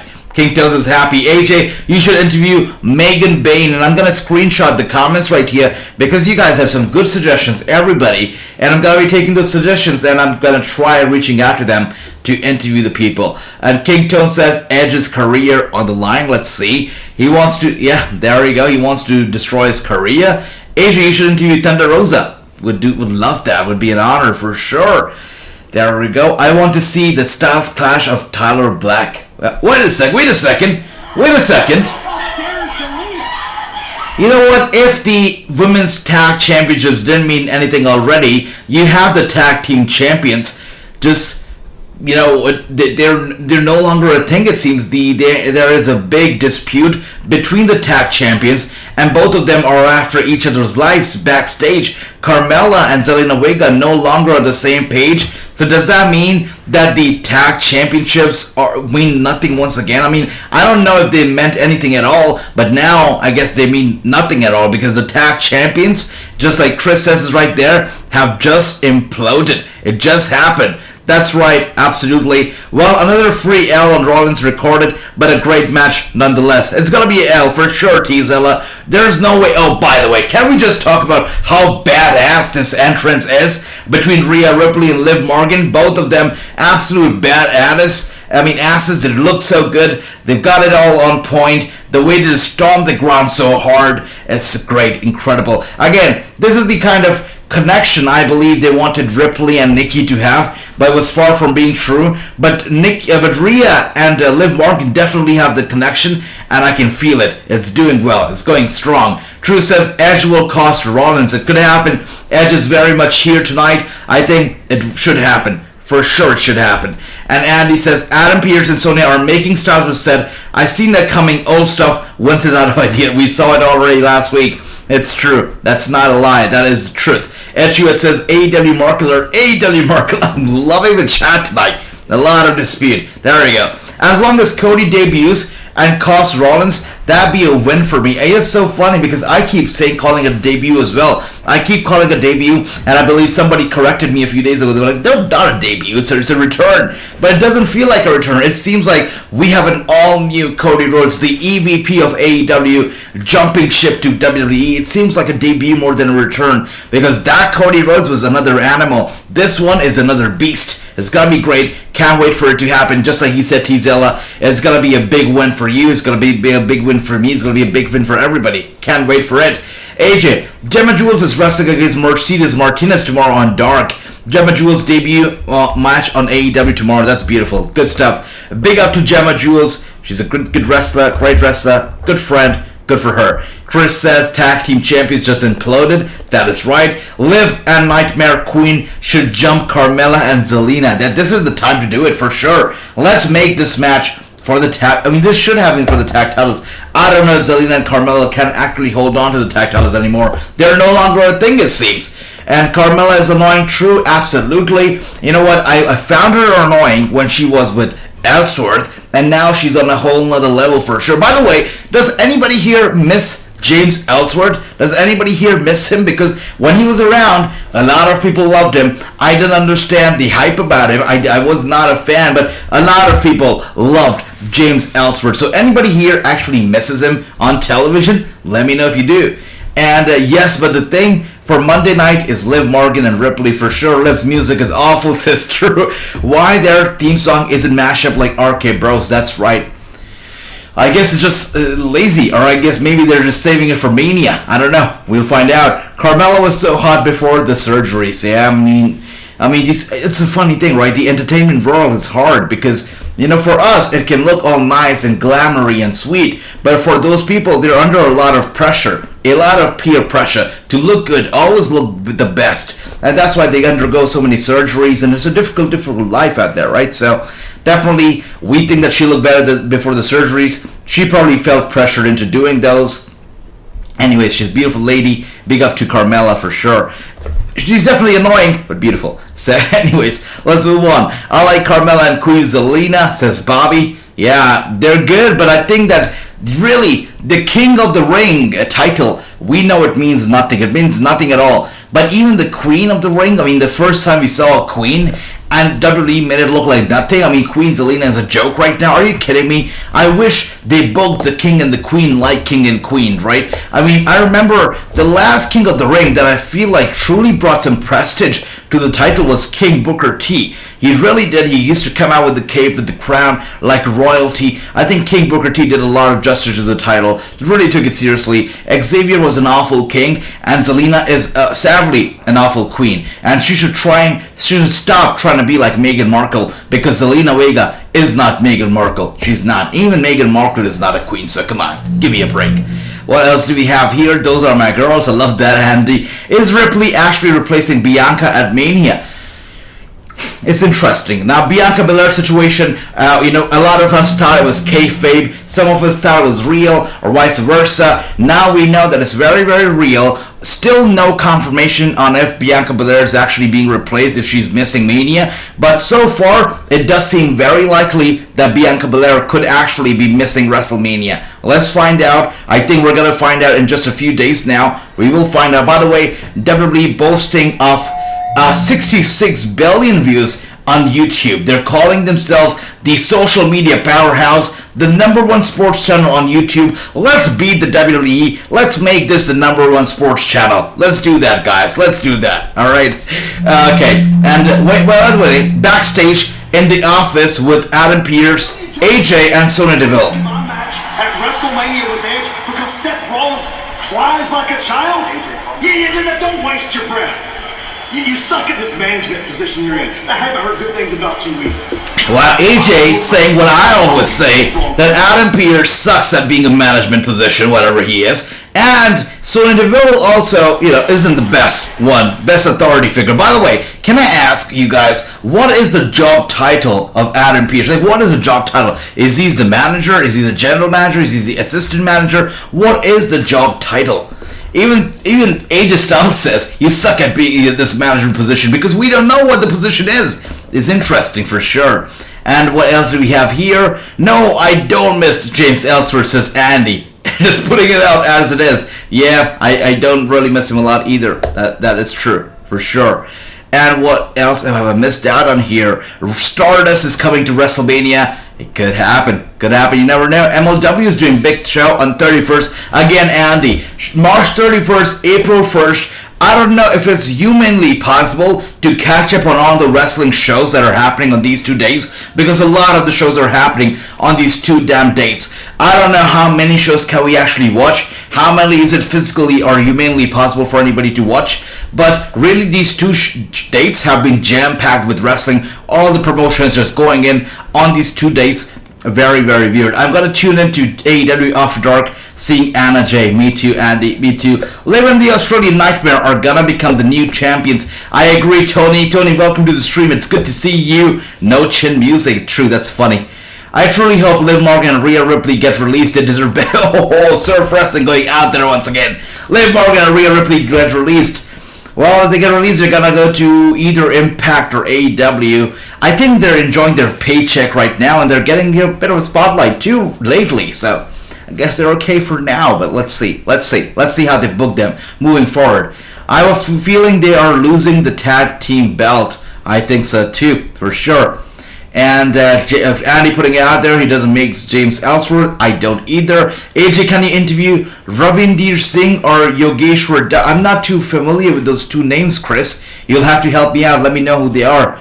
And King says, I love Liv Morgan's entrance music. I see there. By the way, the match underway right now, and Shayna Baszler is bringing the heat. She is dominating Liv Morgan. The tag mate to Natalya. Natalya Irish whips Liv Morgan to the corner. Liv Morgan with the reversal with a beautiful look at that. Hurricane Rana to Liv Morgan to Natalya from Liv Morgan. Once again with a big knee to Natalya from Liv. Vintage CM Punk right there. Natalya going for a big. Is she gonna go for it? She bashes her hard. And Liv Morgan is now down. Wow, stomping right on the back of her neck. And tag mate to Shayna Baszler, who goes in for a big knee to the face of Liv Morgan. Liv Morgan now down. Rhea Ripley was trying to get involved, but she realizes that Liv Morgan still has a bit of a control in this match. So Rhea Ripley steps away. It is Shayna Baszler who has Liv Morgan still in position with the submission hold locked in right now on Liv, as they're in the center and the middle of the ring as we speak. And Carmella did look much better before the cosmetic work. True, that is a fact indeed. Speaking of Carmella, look, she's here already. She is storming to ringside. Wait a second, she's going to Corey Graves. Out of all people, she's going to Corey Graves to complain? What is this happening?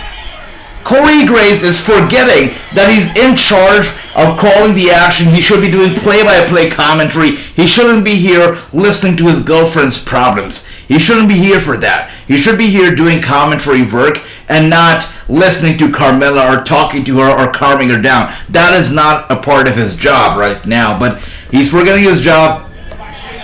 What the hell is going on? Come on, Corey Graves, give me a break.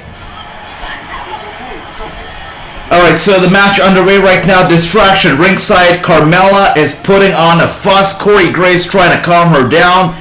Get her to calm down. I don't know what's going on there. But Liv Morgan trying to... Oh, wow. Liv Morgan was trying to tag Rhea Ripley in. It was going to be a hot tag. But Shayna Baszler doing the dirty work gets Rhea Ripley off the apron. And Natalya was going to go for a roll-up, and, Liv Morgan kicks out at 2. She goes with a big elbow strike to the face of Liv Morgan. Liv Morgan now down. Shayna Baszler picks Liv up. And a double T move right now. And there you go. This has to be it for Liv. And going for the cover. Liv Morgan isn't able to kick out. And with that being said, the team of Shayna Baszler and Natalya win this. By the way, ringside, Carmella still checking on... Corey Graves still checking on Carmella. The drama still going on, unfolding ringside. It makes no sense, but it's still going on. Does anybody here care about Carmella or Corey Graves? Does anybody here actually watch their show on YouTube? Let me know if you do. And let's take a look at the comments here. Rhea should be going for the women's title, says Michael. I agree, absolutely. Tony says, wait a second, what the hell? And Zelina Vega now here. And Carmella now going after Natalya and Shayna Baszler. What is going on with the super kick to Shayna Baszler? She's down. Natalya is down. Zelina Vega is in the middle of the ring. Carmella grabs the title, goes to the ring as well. We're seeing a face-off between Vega and Carmella. What is this all about? The tag team champions have imploded. They are friends no more. Honor no more. They're face to face. I don't know what is going on here, guys. Or maybe they're going to work together now. They're hugging it. Are you? Wow.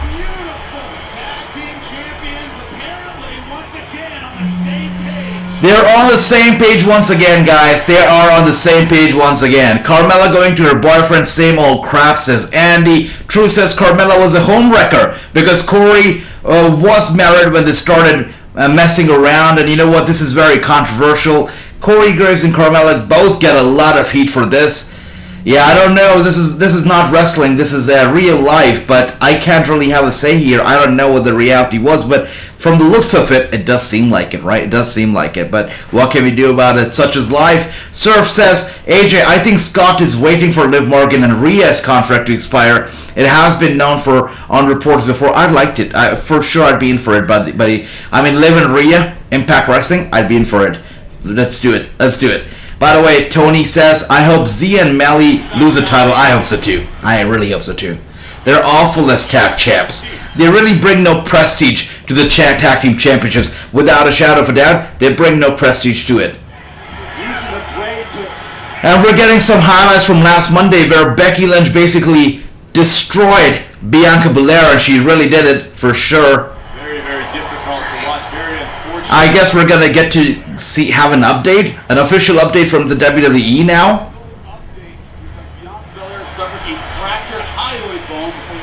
So it says that, so they're showing us a tweet from the WWE that Bianca Belair has been ruled out of action for an unspecified amount of time. The unspecified amount of time is interesting. Does that mean week? 2 week? Does that mean she's missing WrestleMania? She's not. We don't know. But speaking of mystery and speaking of Bianca Belair, out comes Becky Lynch. I guess we're going to get to see some kind of answer here. And she comes out with the steel chair and with the title. Interesting. The fact that she actually brings out that same steel chair from last week makes me think that the injury is kayfabe. I mean, she wouldn't do that if it wasn't kayfabe, right? But let's see how that goes. And we have Tony says here, I hope Zia and Melly lose the titles. I hope so too. Gianna Daddario deserves way better than a stupid what I've stopped years watching this stuff. That's right, for sure. She does deserve better, brother. So I love how you guys are using the real names here tonight. Basically, Kayfabe's dead in the chat tonight. I see it. Surf Wrestling says, AJ says, honor no more. That's right, honor no more. That's what it's all about. In wrestling, do you have a source? I don't believe your T. Oh, okay. Oh, never mind. Ravinder Singh is an amateur wrestler. I see, Chris. Okay. I'm going to check him out for sure, Chris. Thank you for that. Etchuet says, yeah, because 2 women got into a fight 10 minutes ago. Always forgive and forget. That's right. That's how we should be in life. We should forgive our peers. We should let bygones be bygones. Move on in life and just hug it out. There is nothing that a good old hug cannot solve. A hug can't change everything. One hug is all you need to change everything, guys. That's it. That is the moral of the story. That's it. So when you get into a fight with your friend, all you gotta do is hug it out. Hug it out, guys. That's right. Corey Grace and Carmella. Way storyline for WrestleMania season. I prefer Carmella. There you go. I'm with you there, T-Zilla, for sure. Run DMG says Surf is... Whoa. Okay. Alright, guys. Hold on there. Bobby says, AJ, breaking news. Mickey James, Ali Cash, add Joey Janela Spring Break. March 31st, GCW on Fight TV. Once again, I can't stress this enough. March 31st, April 1st. 2 really big dates, because you've got all the shows from all these promotions squeezed into these 2 dates. March 31st is full of wrestling shows. April 1st, full of wrestling shows. Then you have SmackDown and the Hall of Fame. Crazy time. It's going to be 2 very busy days. And I'm going to be here, I believe, live for 24 hours because we've got wrestling for 24 hours. So it's going to be interesting. Same crap yet again. Carmella and Zelina Vega are coping. Michelle McCool, I remember that. Michelle McCool and Layla, I remember that. Andy, that makes a lot of sense. If you guys remember it, I believe 2010s it was, when we had Michelle McCool and Layla doing the same exact stuff that now Carmella and Zelina Vega are doing. Andy, that's a very good pick right there, brother. That's smart. Jason says, breaking news, Bianca has suffered a broken high-point bone. So if it's not kayfabe, it's very, very real. I think the chances are that she's missing WrestleMania and we're going to be seeing a replacement. Let's see who it'll be. But if it's real, it definitely, she will not be able to make it before WrestleMania. No way she's making it before WrestleMania. No way in hell. That's right. And Andy says, Becky Lynch. There you go. Some love for Becky right there. The Rhodes family needs to bring the reality show to the E! Entertainment Television. Might have to do that. By the way, guys, everybody in the chat, I know tonight it's a heated conversation. It's WWE versus AEW. It's Bianca Belair. It's Becky Lynch. It's all that good stuff. I would just like to say, we're all family here, so when we're having a heated conversation, don't take it personally. If you guys are having a heated conversation, don't take it personally, or don't try to make it personal, because at the end of the day, we're just having fun here, talking some wrestling, getting it all down, but keeping it very, very friendly, always. And True says, who is dressing Becky? I don't know if it's Becky dressing Becky, or it's somebody that they got from, I don't know, one of those Las Vegas clubs to dress Becky up, because she dresses in a very unique fashion, to say the least. It's very unique. It's very cyberpunky, especially tonight. I mean, I saw her and I thought, is that a character from Cyberpunk? Because that was seems like. So Becky Lynch, her outfit, really very cool.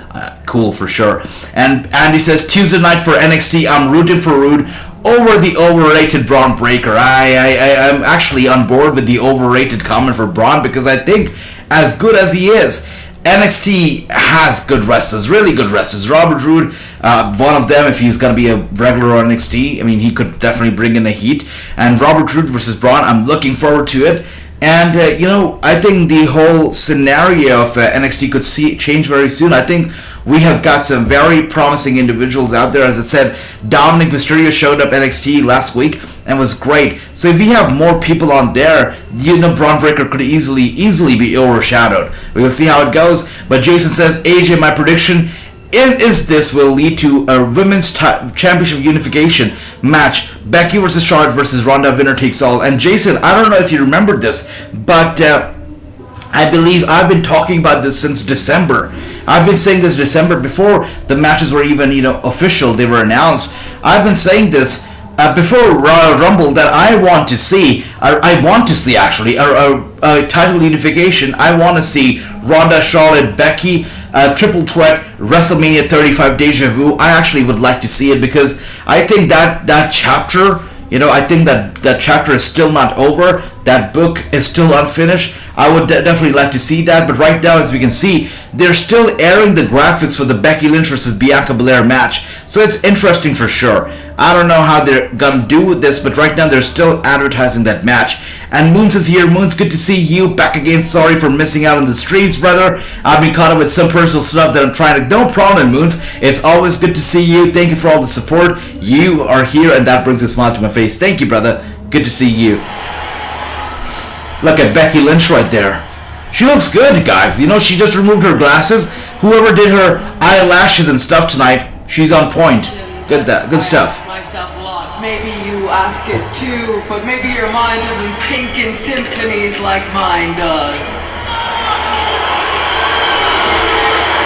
Maybe your mind... Prophet of man. Maybe your mind doesn't think in symphony as mine does. I'm gonna use that as an insult every single time I'm out to insult anybody. That's interesting. That's a good phrase. Maybe your mind doesn't think in symphony as mine does. That's a good one. The answer to my question, it was what, about 8 months ago now, when I first faced Bianca Belair at SummerSlam.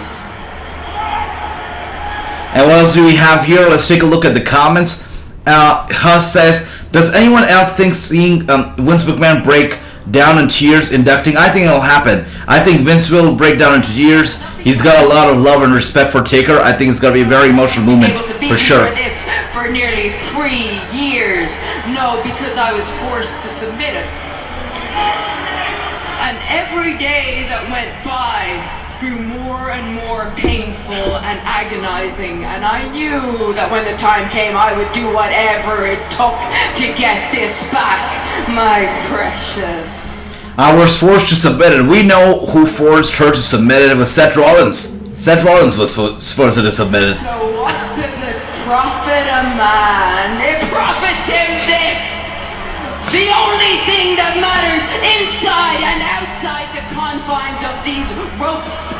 For this is everything I am. Very emotionally driven promo right now from Becky Lynch. Look at that. I am the prize at the top of the mountain. Bobby says, I'm looking forward to watching Deonna Purrazzo. Me too, brother. Me too, for sure. This is my world. And when I came back, and all of you chose... Rebecca Quinn is such a great wrestler. She hasn't gotten enough respect. Andy, I agree. And I love the fact that you're using their real names tonight. That is funny as hell. Sell my soul to keep this. This promo right now is very emotionally driven, guys. I don't know about you, but this is good. To beat me. You can whip me with your hair. You can scar my body. You can crush my throat. But I'll crush yours worse. Now here's the thing. So she's cutting a promo still on Bianca Belair. The promo that she's cutting is still directed towards Bianca, which means the match is still on. This injury could be kayfabe, guys. We could all be getting worked into believing that it's a real injury. It could be kayfabe. It could be. You're not here. Maybe that's because I put you in the hospital like you did me. It has to be kayfabe. I have a feeling this is kayfabe. Isn't Stardom Wrestling in Japan too? I believe so. Surf Wrestling. Becky would sell her soul to keep the belt, but couldn't wait to have a kid. That doesn't make sense. That's right. Bianca, you don't want to lose your soul. I've already sold mine. And I would sell it every day of the week and twice on Mondays if it means keeping this on my shoulder. Wow. She basically is giving Bianca a fair warning. I sold my soul. I sold my soul. I don't want you to sell yours. Be safe. Be where you are. Let me ask you, what does it profit a man to gain the world and lose his soul? Did she take this off a Shakespeare book? Because this definitely looks like very Shakespeare-ish. I'll show you and the rest of the world at WrestleMania. If you make it. This was a promo directed towards Bianca Belair. I think the match is still happening. It seems like it's happening so far, the way they're booking it, the way they're milking it. It has to happen. I mean, we're just a week away from Mania. I don't think that's enough time to make the match a triple threat anymore. We're just a week away now. You know, you take away this week, because this week's almost done. So look at next week, next Raw. I don't think that we're going to be having enough time to make it a triple threat unification match. I still think Bianca Belair, the injury is kayfabe, and she's going to be here, very much here. But anyways, let's take a look at the comments that I missed on. Rebecca Knox is her indie name. She's doing heck promo, one hell of a promo for sure, Andy. That was a very emotionally driven promo, really good. Becky is putting me to sleep, says Tony. Again, clash of opinions. I love that. Rebecca, there you go. Irish, there you are. AJ, are you excited AEW is doing partnership with DDP Pro Wrestling? Yeah, you know what? I'm good. I'm all in for collaborations with partnership. If they're doing that, big up to them. I mean, AEW, I believe that's a promotion. They learn a lot from Impact Wrestling, and they know how to get out there for sure. You know what? I have an interesting story when it comes to AEW and Tony Khan, and we were just talking about NWA. Now, AEW CEO Tony Khan actually sponsored, or basically what he did was that for NWA's all-women pay-per-view Empower, which took place last year, AEW sent in their stars for their show. And he said to NWA that I'm going to be paying for my own stars. I'm going to be paying for them. You're not going to pay for my stars. I'm going to pay for my stars, but I want you to make it known to everybody that I am paying for my AEW stars who are going to be making an appearance on your show. So that happened, and Empower happened, and the show was over and whatnot. And later on, during a press conference, Tony Khan just put it out there that, I'm not very happy and I'm disappointed at the fact that NWA did not do a good job and letting the world know that I actually financially helped the show and I paid for my own AEW stars that appeared on NWA. So I don't think they did a good job with that. I've always been a front runner in women's division and women's wrestling. So I think that was not needed from Tony Khan to really put it out there. That was a bit childish. But they do a lot of collaborations, big up to them. But I feel like there is stuff that they have to work on for sure. And Bobby says, AJ should interview Booker T. Student Will all day. Okay, Bobby, gotta be taking this down as well. Gonna reach out. Fans still love Becky. It's true. She sucks at getting booed. She sucks at that. It's true. They should do Hell in a Cell then. That's right. That's right. Chris says that promo was a 2 out of 10. Chris, not too impressed. I love that, Chris. Brooklyn Joker says, AJ, breaking news. Enzo Amore and Big Cass versus Matt. Wait a second, Brooklyn Joker. Where is that match happening? Which show? Because that's huge right there. Wow, the Hardy Boys versus Amore and Big Cass? Where is it happening? WrestleMania, gonna be awesome. Stream, brother. Too sweet, Pistol Pete. I'm looking forward to it as well. It's gonna be amazing. 2 nights of Mania. I can't wait for it. It's gonna be very, very fun. A lot of fun. Crockett Cup, if that was any indication of 2 nights streams, I think WrestleMania is gonna be one hell of it. I can't wait for it at all. So excited. Really looking forward to it. And Chris says, the Bailey obsession. I see that, Chris. I see it. There you go. Swerve says Tony Khan, our Red Super Show is going to be amazing. Once again, March 31st, April 1st. That's what I'm going to say. All the shows happening these 2 days. I wish that they would have actually gone for other dates as well, because every promotion out there is going for these 2 dates, which is interesting. Very interesting, by the way. Also reminds me that at WrestleMania 35, which was the last WrestleMania I attended, I remember Bullet Club, right? We had Matt Jackson, Nick, and all those people actually there, and they had a Bullet Club block party just a few blocks away from MetLife Stadium, and I was there, and they love doing shows, and they love doing stuff around the WrestleMania venue and the same date, but the fact that they're really filling up April 1st and March 31st like nothing else, like no other day. Come on, they could have chosen some other days out there, because there is a lot of wrestling happening on March 31st and April 1st. Lots of good promotions, lots of solid booking, and I don't know how is it possible for us to keep up with everything. That's going to be interesting for sure. Probably going to have to be live for 48 hours. Let's see how that goes. But this should be a match of the night. Should be, says Etchy Wedge. We'll see. Tony Khan always crying for credit, says Run DMG. I guess. I picked Balor, says Chris. Yeah, it's going to be interesting. Let's see who wins this one. I think we are getting Kenny Omega return to ROH Super Show. If that happens, it'll be huge. It'll be big. I think Kenny Omega's return is now long overdue. I think it's going to be happening anytime now. And ROH Super Show is definitely going to take some steam off WrestleMania. I think it's going to be good. Good timing for it to happen. NWA Wrestling kicked butt last night. Andy, you know it, brother. You were there. Bobby was there. Everybody, all of you, I guess, were there right? Last night. NWA Crockett Cup was amazing. Such a good show. I was on the edge of my seat, especially for that main event. Nick Aldis, Matt Cardona, Jeff Jarrett. It was crazy. It felt like they opened, the doors to the multiverse. You had Chelsea Green, you had Mickey James, you got Williams, you got Harry Smith. Everybody came out there for the main event. Such a beautiful, beautiful show. What a main event. By the way, tonight's Raw also. No matter what we say, we're having a lot of fun. I am having a lot of fun with all of you watching the show because, believe it or not, we've been watching this for over an hour and 40 minutes. So 1 hour 40 minutes we've been watching Raw, and it's been a great watch along, and it's been a good show. I have been having fun here. There has not been a dull moment, and if there's been a dull moment, we've got each other covered because your company, I'm enjoying it, and I hope you're enjoying mine because I'm having a lot of fun here. 1 hour 40 minutes seemed like nothing. It just flew by. Sweet stuff. What else do we have here? Surf says, yes, they love shows. My prediction is Willow Nightingale will pick ROH Women's Championship.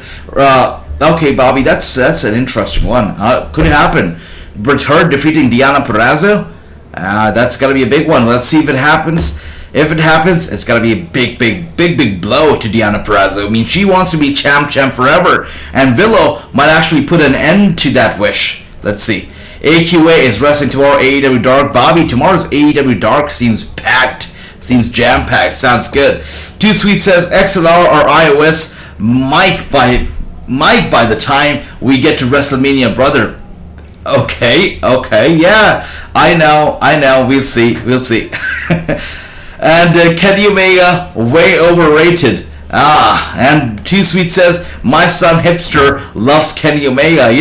There's, wait a second, Veer Mahan promo, Veer Mahan vignette, as we speak right now, Veer Mahan vignette airing. Tell me you will fight. Alright, we have a date, we finally have a date, and as I said earlier, guys, I said it was gonna happen the night after WrestleMania, and that is exactly what's happening because they have made it official. Veer Mahan, I don't know why they had to spoil it right there, but they have made it official that Veer Mahan will be making his Raw return or debut, whatever you want to call it. It's a return officially, but they're making his Raw appearance on April 4th, the night after WrestleMania. I'm not too sure why did they have to spoil it like that. Come on, you've been keeping it a secret for way too long. Could have just kept it a secret again, but they want the ratings and they want people to tune in for a reason. So April 4th, Veer is appearing on Raw, finally appearing on Raw, an actual date for him to show up. That's right, it happened. It's happening, guys, it's happening. Kenny Omega, very overrated once again. People have difference of opinion when it comes to Kenny Omega. Some love him, some love to hate him. And you know what, and no matter what you say about Kenny, I think there's one thing about Kenny Omega that nobody can take away is the fact that his one-winged angel is a scary, scary move. I mean, ever since he had that match with Rich Swann and he kept shouting, one-winged angel, one-winged angel, one-winged angel into Rich Swann's ears, I think it got to my head, and I'm really scared of the one-winged angel. That's a scary move for sure. And I think that really is Kenny Omega's thing. I mean, that's big. That's a big move. Matt Hardy and Jeff Hardy says Brooklyn Joker. They're wrestling Big Cass and Enzo Amore at March 27th. That's a big match right there. Hardy Boys versus Big Cass and Enzo Amore, March 27th, brother. That's a big one. Wow, that's a big one. March 27th. Gonna be looking forward to it. Always enjoy hanging out with you, AJ, Andy. You melt my heart, make me blush. Thank you for that. And I always enjoy hanging out with all of you. You guys are the best. Too Sweet Pistol Pete says his son loves Kenny. That's beautiful stuff. Chris says, finally, April 4th, we're getting Veer. Wow, an actual date for Veer to finally show up, says hell. Jason, everybody's happy. April 4th, he's coming back. AJ, you need to check out this match between Natalia Markova versus Sarah. Okay, I'm looking forward to it. Gotta be checking it out for sure. And speaking of that, Austin Theory came out for his match, and out comes Pat McAfee. And he doesn't have to take care of commentary desk tonight. He's a free man. He can do whatever he wants. And that is why he's coming out. He's looking good. And wow, I don't know if Corey Graves is jealous right now, because from what I heard was that Corey Graves, also a commentator like Pat McAfee, is cleared to wrestle and wanted a match at Mania and wanted to be in the ring once again. Pat McAfee, also a commentator, is living Corey Graves' dream right now. Not only is he a commentator, but he's also getting a big match at WrestleMania. I mean, this is Corey Graves' dream, which Pat McAfee is living right now. This should be a good match right here for sure, guys. Finn Balor, Austin Theory. Let me know who you guys think is going to win this. Let me know if you guys even think that this match is going to have a proper winner. Let's see. Let's find out. Tony says, here comes Pat McAfee. That's right. Oh, Lord, not Pat McAfee, says, huh. And, wow. Shows for sure, but I'm not one to get smacked in the mouth and take it like a little punk. Corey says, I'm not the one who's going to get smacked in the mouth and take it like a little punk. I'm going to be here. Going to return the favor. Let's see how that goes. Pat McAfee is now on Raw. Yes, says Jason. Love it. Love the very diversity when it comes to opinion tonight. You guys are going all out, and I'm loving it. Andy says, I'm rooting for Regal, the real leader of the Blue. I see that for sure, brother. Fergal, I see it. Wait a second. Pat McAfee mocking Austin Theory as we speak. Mocking him. And Finn Balor with a beautiful drop kick to Austin Theory. And Pat McAfee and Finn Balor share a too sweet moment right there. Wow, by the way, we go to commercial right away, guys, right away. And I'm seeing a Spider-Man No Way Home now on digital commercial. Beautiful stuff. Time flies. I mean, we were just talking about Spider-Man No Way Home being on cinemas, and now it's on digital already. That is sweet. Sweet stuff. And Run DMG says, we want Veer, and the wait is almost over. We have a date, April 4th. He's finally gonna be on Raw. Hopefully, this one is actually worth the wait. Hopefully, Veer Mahan actually delivers, and hopefully, the creative doesn't give up on Veer, and actually invest time and efforts and creativity into him. It's gonna be very, very important.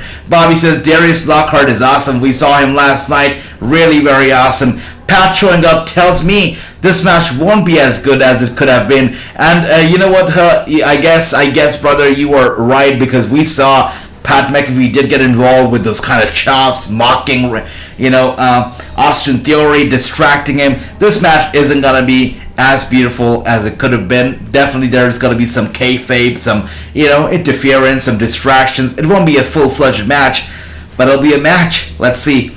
Are you kidding me? Fergal defending his title? Yeah, let's see. He fell for it. He fell for it for sure. Too sweet. There will be a Corey Graves versus Pat McAfee match at some point. It should happen. True. I think I think so far from what I can see right now, I think it's written in the stars. I think it will be a beautiful match. Two commentators, two people who can also go in the ring having a match. I think it's written in the stars. Would love to see it. Remember the last time we had a match between two commentators? We had Jerry Lawler and we had, oh my gosh, by the way, I don't even want to think about this match. Michael Cole, Jerry Lawler, WrestleMania 27, Stone Cold Steve Austin as a special guest referee. What an awful match that was. And now we could actually be seeing a match between two commentators, between Pat McAfee and Corey Graves. It sounds a lot better than Jerry Lawler and Michael Cole. I actually would look forward to it. I think it should happen for sure. What else do we have here? AJ, I'm going to WrestleMania 38, says Booker. Brooklyn Joker, that's fantastic, Brooklyn Joker. WrestleMania 38, you gotta be there, that's amazing. Let me know about Axis, because I've been hearing stuff about Axis that, you know what, Axis is not gonna have any meet and greets this year, which is going to be the first time there's going to be no meet and greets in Access. So that's a bit heartbreaking, but you're going there, have some fun, let us know how you like it, brother. True says Veer will walk out, wave to the crowd, and leave. And I don't think he's going to be... it's interesting, true. The fact that you bring up waving to the crowd really brings up the question in my mind. Is Veer Mahan going to be a face, or is he going to be a heel? I think, looking at him, the first... thought in my mind is a heel. He looks like as a heel. And WWE loves booking international stars as heels right off the bat. But it would be interesting if they choose to make him a babyface. I think he'd go over either ways because fans are so eagerly looking forward to his debut or return that they cheer for him when he's here. So if he's a face, I think it'll work. But if he's a heel, I think it'll work as well. So let's see how it goes down. But let's see. Let's find out. James says, "Why don't you see the pile driver? The pile driver. Is that a film? Let me know about it, James."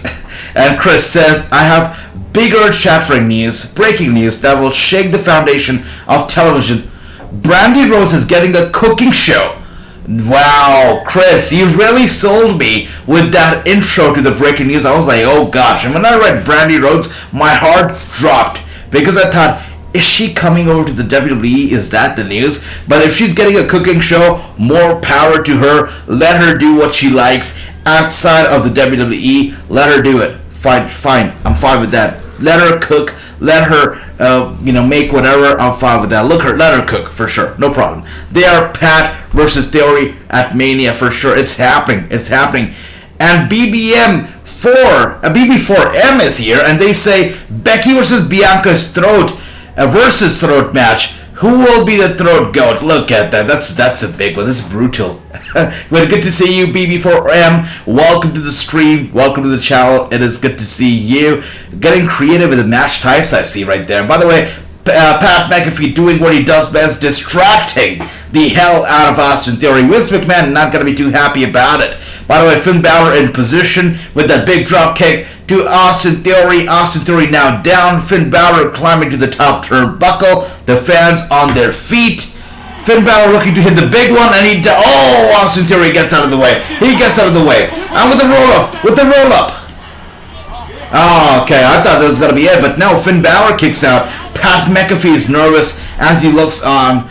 And Austin Theory with the big strikes to the head of Finn Balor. Look at that. I think Pat McAfee's got to get involved, and there he is. I said I was going to get involved, and he's there on the apron. Cheers, man. I'll leave you with the sub. Thank you, BB4M. Really appreciate it. Welcome to the channel. Welcome to the family. And look at that. Austin Theory. And Pat McAfee having some bit of an exchange there. Should show off Austin Theory is right now. But you know what? Finn Balor with the reversal. A big kick to the chest of Theory. Another one. Austin Theory somehow manages to get up on his feet. Finn Balor hitting him with a big one. But no, Austin Theory reverses it. And with the soup. Oh. That's gotta be it. Shoulders down. Wow. With the big. Oh, wow. I thought that was gotta be it. A big neck breaker to Finn Balor from Austin Theory. But somehow Balor kicks out, still in the game, still going strong. I don't know how he does it, but he's doing it somehow. AG should interview Magic Dane Dumas. He's a talented wrestler. Bobby, I agree. Would love to interview Magic Dane, Jake. He's amazing. Would love to have him on the show. Does AG have any replica belts? Too Sweet Pistol Pete. Unfortunately, I do have, but I don't have them in my position right now. Yeah, but one day I'm definitely gonna be showing you off. By the way, wait a second. Oh dear. Finn Balor defeats Austin Theory with the pinfall. 1, 2, and 3. Austin Theory cannot believe it. He's raging hard. He's angry. Pat McAfee raises Finn Balor's head in victory. Finn Balor, the clear winner. Austin Theory is super mad about it. Super mad. Too Sweet party going on right now. Too sweet, everybody. Because Finn Balor, still your United States champion. Look at that. Beautiful stuff. You gotta love Pat McAfee, though. He's great at the commentary desk, but also really damn good. When he's on the show, I mean, so good. He's a very likable personality. That works in his favor. And Brooklyn Joker here says, Teddy Long needs to come out and book a tag team match. Austin Theory, Corey Grace, Pat McAfee. Whoa. I miss Teddy Long, man. He's an amazing guy. Really funny dude. What a legend he is. Austin Theory, Corey Grace, Pat McAfee, and who would team up with Pat McAfee? That's interesting, actually. Who would team up with him? I guess Finn Balor, because right now what we saw with the Too Sweet party, I think Finn Balor and Pat McAfee make a good team. We could do that. Brandy already has a cooking show on YouTube, says Andy. Yeah, she does. She loves her cooking, I guess. Good for Cody. Probably gets to eat a lot of delicious stuff over there. That's nice. Linda Lovelace was the throat goat. Look at that. That's right. Once again, cheers to you, BB4M. Welcome to the channel.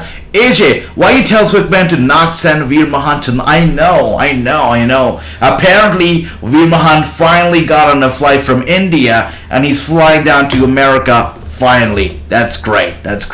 Jake says, Veer's gotta come back on Monday Night RAW, April 4th, as a heel. Then get buried by Bruce Pritchard, then get fired. Oh dear, I hope that doesn't happen. By the way, are they booking this as a debut? Or are they booking as a return? I think I missed that part. Is it a return or is it a debut? What are they booking it as? Let me know, guys, if you know. By the way, RK Bro coming out right now, and I'm not gonna lie, I'm not a fan of this faction. I think Matt is annoying as hell, and I miss the Apex Predator. I miss the Viper, Randy Orton. I am not a fan of this RK Bro stuff at all. Not gonna lie to you guys, not a fan. Throat Goat, be careful with that phrase. That's right, true. Gotta be careful. That's right. Linda Lovelace was really good at that. That is true. And there are so many gimmicks out there that are just forbidden. You know, there are gimmicks that we've seen in the past that you don't want to talk about now, and you know, maybe you want to talk about them, or you bring them up and they put a smile on somebody's face. So many of them out there. I think we should be shedding some light on them. We should be talking about them for sure. Bobby says Magic Jake Dumas is amazing, is awesome. I agree. AJ says, Chris, did you know 2K22 was supposed to have Ray versus Justin Liger, but was scrapped? Wow. And you know what, Chris, I have a problem with the showcase mode of 2K22 because they've got some irrelevant matches like Samoa Joe versus Ray. I don't think that was needed. And you had some Rey Mysterio versus, I believe, I can't recall. Was it Kalisto? Was it Lince Dorado? Somebody on there versus Rey Mysterio in the showcase mode. I think that, you know, during the whole Thunderdome era, Rey Mysterio had a more memorable feud, and that was against Seth Rollins, which was an eye-to-eye match, eye-for-eye match. I think if you were doing a Rey Mysterio showcase mode, you should have had that match on the game, because that match was crucial, especially during the Thunderdome era. That match, that whole feud mattered. So the fact that they didn't have that match on the showcase mode makes it look like a joke and makes it look very, very incomplete. I don't know why they didn't get that match in. Maybe because Aaliyah was involved, maybe because Buddy was involved. I don't know, but that is stupid. And Justin Liger, and that's a missed opportunity right there, Chris.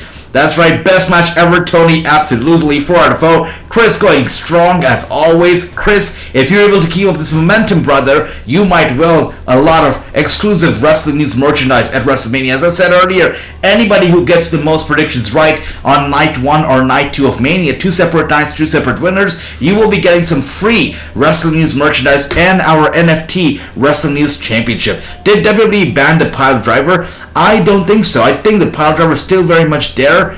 I think he's still there, brother. Still there, James. A lot of funny match. That is right, funny as hell. Yeah, that's right. That was a sarcastic laugh. And Mr. McMahon is already furious at Theory, for sure he is. 100%. Also, probably regrets giving Pat McAfee that match at Mania 2. Come on, Fergal. Invoke the Demon King. Invoke it. Real leader. Bullet Club picks up another win. That's right. Approaching the ring. RK. Bro, as I said earlier, not a big fan. Are all the tag team matches at Mania multi-team? And that just goes on to show that they don't really care about tag teams enough to be able to book a one-on-one tag team match. I mean, one team versus one team, because you know what? People are not going to care. If they book, let's say, RK Bro versus... Give me a team's name. I don't even know team names on there. RK Bro versus Academy, Alpha Academy. I don't think people are going to care, because nobody cares about Alpha Academy, and little people care about, you know, RK Bro. So that's why they throw in 3-4 teams in there, so somehow people give a crap about it. But they didn't really invest a lot into the teams at all this past year, or these past years, to be able to give us decent, you know, 2-team matchups. I don't think they've done enough work on the teams. That's why they have to make it multi-teams to somehow make it interesting. It's sad, but it's true. I'm not a fan of this Street Profits edition, but I called it. Again, I'm not a fan of Street Profits at all, and that goes beyond their work in the ring. Also, is a personal story that Shad Gaspard R.I.P. I mean, what a great guy, what a legend. He shared with me regarding the Street Profits during our last conversation. I mean, that's one story that I guess you guys will find out when the interview is finally released. When I release my interview with Chad Gaspard, that's a story that you will like to hear. And T-Zilla says, except the Mysterios versus Logan Paul and Miz. That's right, that is the only tag team match that is not a multi-team. Good pick right there, brother. Good pick right there, T-Zilla. Tony says, ban the birds, WWE. We're not 420 yet. That is right. Brooklyn says, AJ, breaking news. Lots of breaking news coming in, by the way. At WrestleMania, Orton, Riddle versus Otis, Chad Gable versus Street Profits for the Raw tag team. That's right, brother. I just said, by the way, we're getting some recap from WrestleMania 2017. Why are we getting this? Oh, dear. Again, Gronk. We're getting a recap featuring Gronk from WrestleMania 2017. Can I just say, Gronk was perhaps one of the worst celebrities to step foot in the ring. He did an awful job at whatever he did at WrestleMania. I mean, he got the WrestleMania at the Performance Center. That's awful itself, but he did an awful job with it. I mean, I heard that he was scared to take the little bump to jump off the thing onto the mat, and Vince McMahon had to show him how to do it. Yeah, I don't want to see Gronk ever back in the WWE for sure. And Too Sweet Pistol Pete says, this is the weirdest tag team I've ever seen. I'm not a fan. Not a fan. T-Zilla says the Usos have one-on-one tag team match. Oh, there we go. Okay. Again, Usos probably the only tag team that I care about. Only one. Chris says, I pick RKO Bros. Anybody who cares about this match, let me know your predictions. Let me know who do you think is going to win this one. Tony says, thank you, Gable. That's right. At Triple Threat, at Mania, I'm pulling for Street Profits to win the tag titles. I guess Street Profits winning the tag titles is better than, somebody like a 12-year-old winning the tag title along with Braun Strowman. Nicholas. That was one weird move from the WWE for sure. Memorable, but weird. And what else do we have here? Shush! Yes, it is shush time. And Sean Gable's out here. What's called retribution. Now I know the crime rate in this worthless city is much higher than the literacy rate, so let me spell that out for you Chicago dum-dums. And he rolls Chicago. He says the crime rate is much higher than literacy rate. That is, in fact, true, right? Wrongful or criminal activity. And believe me when I say, you too committed criminal activity when you accepted a tag team title match with anyone other than the Alpha Academy. Luckily, vengeance was served. You guys think you could get one over on me? The fact that WWE thought that splitting Otis and Gable was going to be a good idea, and Shorty G was going to get over, and Otis was going to get over on his own. Wow, they tried. Especially with the Shorty G thing, they tried. But together, I'm glad that they're together once again because they're good together. They look like, those two classmates. The cool guy and the other guy who's trying to be cool. Together, hanging out for each other, looking out for each other. It's cool. It's cute to see them together. I hope they stay together because they're made for each other, for sure. Anyways, let's see. Again, the most stupendous night. Come on. Anyways, it was a great match. Grind Metallic versus Rey. Thank you for that. Chris, thank you for that. I forgot about Usos versus Boogs and Nakamura. Anybody cares about Boogs and Nakamura, by the way? I do not. I cannot.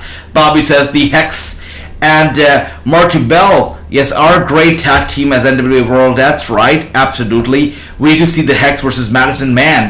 There you go. Hex versus Raid and Tenille Dashwood would be awesome, brother. And speaking of awesome, this match has kicked off. Let's see if it's gonna be awesome. But it's gotta be something for sure. Clay says, where's my Bailey picture? Chris LP is my friend. Chris, look, your friend is asking for something. Clay, good to see you. Chris says, AJ, if I win this prediction for both nights, I want your sunglasses and jacket. Chris, yeah, we gotta make it happen, brother. We gotta make it happen. So my sunglasses and jacket are gonna be up for grabs, I think, next year when we are all together for WrestleMania in Hollywood. I said it. We all have to be together for WrestleMania in Hollywood and have some fun right there. So let's try to do it next year. But this time, it's only gonna be my merch. The shirt, the cups, let's see. Anyways, we're up And the match is on right now. We have Shorty G or Chad Gable and Matt Riddle kicking things off. Chad Gable tags Otis in. Otis looking angry. They're going for a double team move right there, and Matt Riddle is down. Cool stuff so far. Good stuff so far. Look at that. I miss the Bushwhackers, man. Too sweet. I miss them too. They need to unify both titles. They're embarrassing right now for sure, Andy. I agree. You know what? They're unifying the Raw titles. They're unifying, the Universal Championship, the WWE Championship. They're unifying all the titles. They're doing it for the world title. Let's do it for all of them. Let's do it for the Raw titles. Let's do it for the US and the Intercontinental. Let's do it for the women's. Let's unify all the titles. Make it one, because it's clear that they're not able to pay much attention to the different brands and the different titles. It just gets too much for their creative team to actually put on some decent amount of spotlight on each title. It becomes a big task for them. I mean, tell me the last time the IC Championship or the US Championship was also in the spotlight. They were not. People forgot about them. I think the creative forgot about them. Finally, we're getting them having some spotlight on them because WrestleMania is around the corner. But come on, they can do a good job at that, right? They can do a better job at it if the titles are unified. So that definitely can happen. Anyways, let's move on and let's look at the other comments here, because right now what I'm seeing on my screen is a KFC commercial. Also, did anybody catch the fact that we're not getting any picture-in-picture commercial tonight? No picture-in-picture. It's all full-on commercials tonight for Raw. And he says they need to unify the titles. I agree. Oh, Los Lotharios are enough to not be sick of yet, and they work well together. That's right. Sush time. I see. Sush time. Chase University is better than Alpha Academy, and that is the truth. Anybody who watches NXT 2.0 with me, every Tuesday night would know that Chase University is great. It is the most chased after university. Even perhaps Harvard University is not chased after as much as Chase University is chased after. What a university it is. What a university. What an academy. And he says, yeah, me either. The only Street Profits are my choice. Only I don't care about others. WWE Tag Team Division has been boring. And if you really want to check out some good tag team action, check out NWA Crockett Cup 2022 Night 1, which took place on March 19th. If you want to, listen to my commentary and see my reactions to the whole night, you can check it out as well on YouTube. It's already up there. But what a night that was. Crockett Cup Night 1, beautiful stuff. Really beautiful. Really good. What else do we have here? This would be my sleep time through this. I agree. This match is going to be that match for sure. Alpha Academy needs to expand. True. I think you're very, very much on point right there. I mean, if you really want to call it an academy, if you want to treat it as an academy just cannot have two people. It needs to have more. If they expand, if they make Alpha Academy more like a cult, I think it'll be cool. They gotta make it a cult. True? That is true, brother. That is true. AJ, I agree with True. Austin Theory, Corey Grace versus Jerry and Pat. Yeah, I love that too. Yeah, True really is a good booker right there. Chad Gable needs to leave and go to MLW. Andy. Not bad. Not bad. Anybody here watches MLW, by the way? Anybody here? I know Bobby does, right? Andy does as well. I do here and there. But anybody else here watches MLW? Let me know. Too Sweet says, I like Cartman. There you go. Teachable lessons. Yep. Sush, you. That's right. That's right. Picture of Bailey. Gotta be up. WrestleMania Hollywood. I'm there. That's right, Run DMG. Let us all try to get to WrestleMania in Hollywood next year. Let's have a Wrasslinews union next year at WrestleMania in Hollywood. All of us in Hollywood watching the show together, sitting together, enjoying the action. Let's try to make it happen. Let's try to make the boyhood dream come true of watching WrestleMania together in Hollywood next year. Come on, AJ, put a picture of Liv Morgan. Andy, don't jump on the do not jump on the put a picture up train idea. I'm already having a hard time fulfilling the request to put on Bailey. Forget about Liv Morgan. But can we talk about how good this show tonight has been? I mean, it definitely has this talking, right? It definitely has this talking, which is why we haven't really played any 2K22 tonight. all I've been doing is talking with you guys because the show has been good. The commercials have not been too lengthy. They have been just okay. And speaking of not being too lengthy, look, we're back from commercial break already. And right now we have Shorty G or Chad Gable actually dominating somehow. Matt Riddle now going for a roll-up. And Otis, oh wow, look at that. Matt Riddle with the hot tag to Randy Orton. The Viper bringing it in. He's going to that zone right now. And Chad Gable is in a very, very dangerous place because Randy Orton is there. He goes for a DDT right there on Chad Gable. He's feeling it. You know what? Otis gets to the apron at the very wrong time. Randy Orton is not in the mood for fun. I thought we were in for a double DDT. But no, we're not getting a double DDT. Instead, Chad Gable somehow turns the tables around. Orton, wait a second. You know what? Change of plans. Orton once again in control. Has Chad Gable locked in position. And we're going for a single DDT to Chad Gable from Randy Orton. He's going to that zone, guys. He's going to that zone. Are we going to see the big one? Are we going to see the RKO? Let's find out. I think he's going to go to the zone. The fans are happy. They're on their feet. They're waving. They're clapping. Randy Orton stomping hard on the mat. He's going there. He's getting there. And oh dear Lord. He was about to go for the RKO.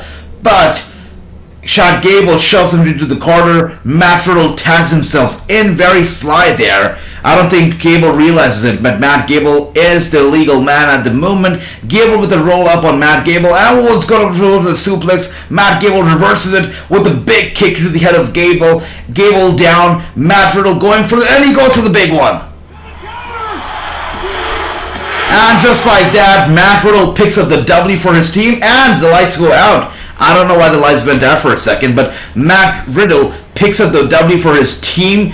And Randy Orton, Matt Riddle, RK Bro, still the winner of tonight, still the winner of this match, still standing up straight. But you know what? Otis comes in to ruin the party, attacks Randy Orton, throws him ringside, tosses him over the barricade, and attacks Matt Riddle as well. Otis climbing the middle rope. He's looking to squash Matt Riddle as we speak. But, Street Profits here with the save. Street Profits with the save. Yeah, with a double T move on Chad Gable. Street Profits are here getting all the pop from the fans. The fans are happy to see them.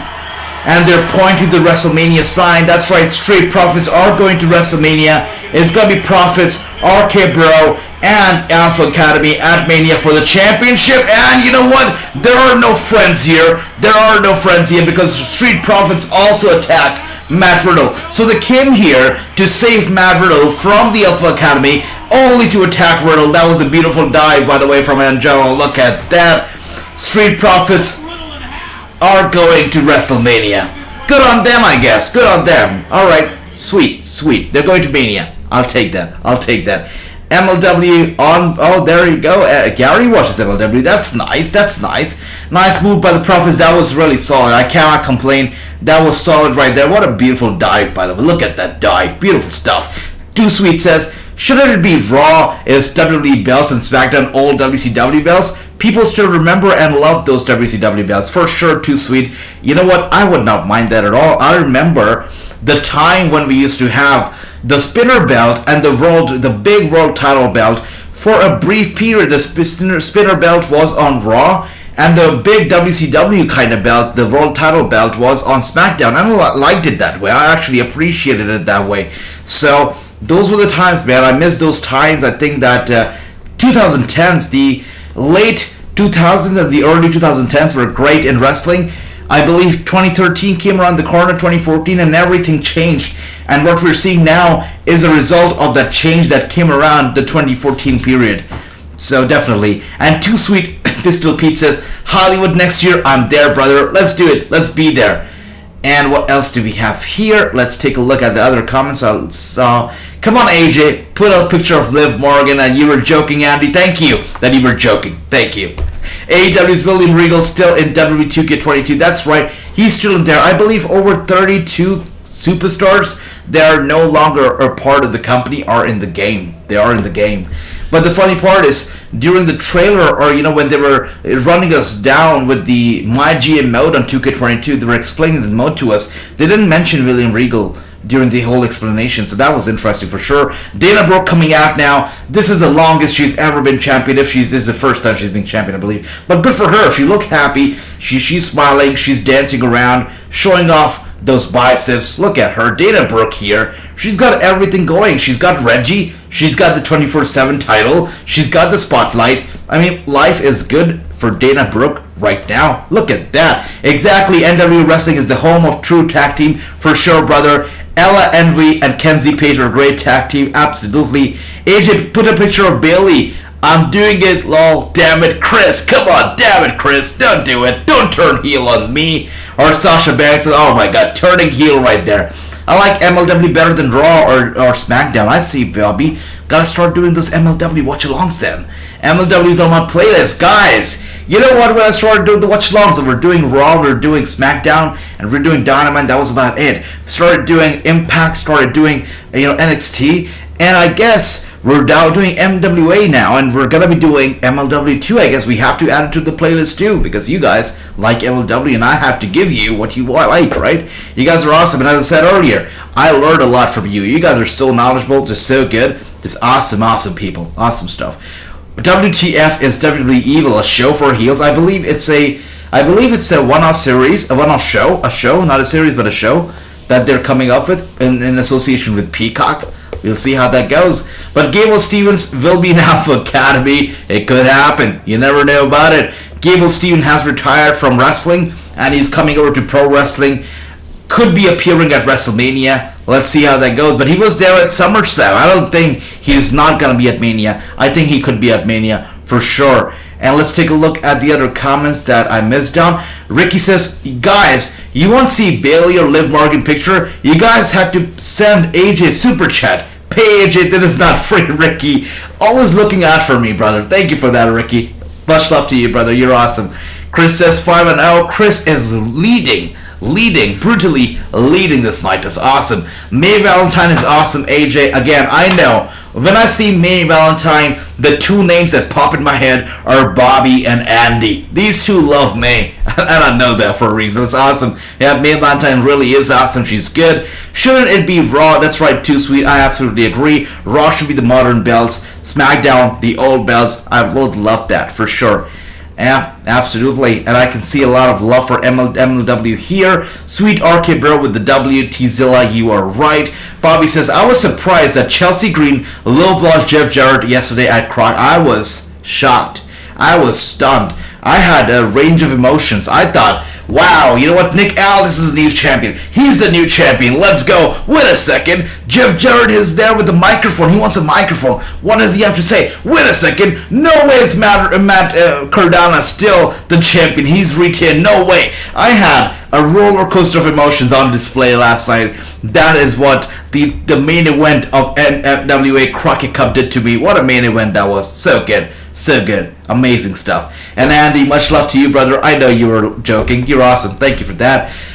This is a bathroom break match. I see you, huh? Chris says, I picked Dana and Reggie. By the way, Dana Brooke and whatever they're doing with the 24/7 championship, I'm glad that the 24/7 championship is getting some spotlight, but I have a question. The 24/7 title, isn't it supposed to be that title that can pop up any time of the day, any time of the night? It can be a backstage segment, it can be a match, it can be anything, right?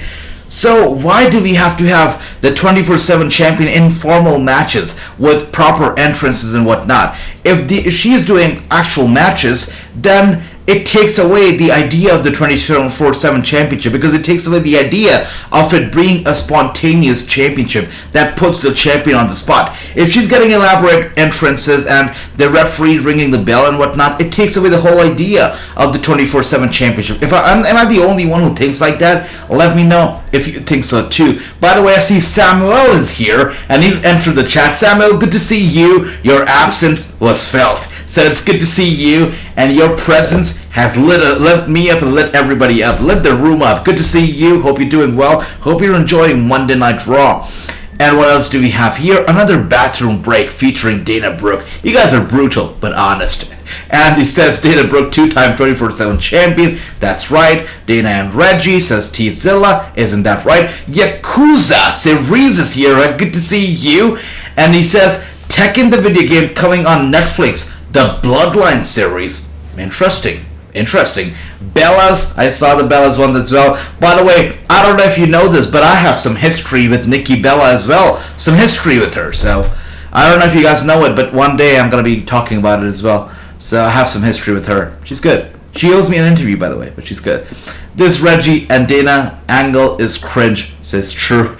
You know what? If cringe has a definition, or it needs a definition, this should be the answer. This should be definition, because yes, the whole thing between Reggie and Dana is cringe. By the way, how did Reggie even become relevant? I mean, who is he? Is he a wrestler? What is he? I don't get it. I don't get the idea about Reggie. I don't get it. But yes, it's cringe. For sure, it's cringe.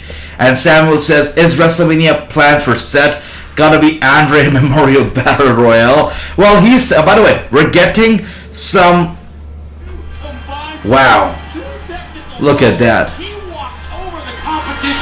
Some NCAA Heavyweight Championship highlights featuring Gable Steveson right now. And they're talking about Mr. Two-Time, who has now finally and officially retired from wrestling, and he is coming over to pro wrestling. He's leaving wrestling for pro wrestling, and look at that, Reggie and, oh my gosh, this is really cringe. Reggie and Dana Brooke dancing around. I don't know what the hell they're doing, but they're doing something. And if this is not cringe enough for you, out comes Akira Tozawa, who I think is going to be here with Tamina. Or no Tamina, I don't know, but this is cringe anyways. Very, very cringe. And WrestleMania plans, I don't know, but Seth Rollins says he wants to be in a match that's going to be very, very memorable. We'll see if he's able to get himself in this match against Edge, because he's going to be fighting AJ Styles in the main event of the night, and if he's able to defeat AJ Styles, which we know is not going to happen, he's going to be fighting Edge. Let's see what happens. But by the way, guys, we are 2 weeks away from WrestleMania. This is the second last episode of Raw before a WrestleMania, so the next week's Raw will be actually the go-home show for Mania. What do you think? Is this episode of Raw good? You know, the last episode before the go-home episode? Is this good? Have they built up Mania card enough for it to be just 2 weeks away? Let me know. Let me know what you think. Ricky says, you guys had pay, see Bailey and Liv and Sasha. It's not free. Pay up, chat. Ricky, much love to you, my brother. Always looking out for me. Gary says, a championship belt looks good around Dana Brooke. For sure. Yeah, for sure. By the way, I can't watch this right now. I'm seeing Tamina and Akira in that very weird position from last week. I don't want to see it. Come on. Can we just not see it? So cringe. Really cringe. Very, very cringe. By the way, I see Kenneth, oh my god, has entered the chat. Kenneth, good to see you. Welcome to the stream. And Surf Wrestling has made his way back, surfing through the waves to the chat. Surf, good to see you. Welcome back. Yes, indeed, Valentine. I know, Andy, you have a lot of love for her. She's great. Deserves all the love. Aren't the Bellas supposed to have a match at Mania? Are they? I'm not too sure. Are they? Okay, that's interesting if they are. Let's see. Dana is the best 24/7 champion since China was the first female. Okay, Tony, are you being serious right now? Interesting. I'm looking forward to watching more watch-alongs for NWA. Bobby, I am as well, brother. You know, I plan on doing NWA watch-alongs starting this week. Every single NWA show, I will be doing a watch-along for right here at Wrasslinews. Andy says, is defended everywhere. It's defended everywhere, anytime. That's right, Andy. And it should be. But lately, the pattern has been that 24/7 champion comes out and has a formal match, which is weird. By the way, what the hell is going on here? What the hell? And that's right, Chris R-Truth, the history maker, 53 times champion. And that's it! Reggie defends the 24/7 title. Reggie's not the champion, Dana Brooke is. And Reggie! Looks like Dana Brooke's not going to lose it. Looks like Reggie's got to get back behind the counter and serve Shamrock shakes. That was the weirdest thing ever. I don't know what to call it. Can I call it a match? Can I call it a joke? Can I call it a segment?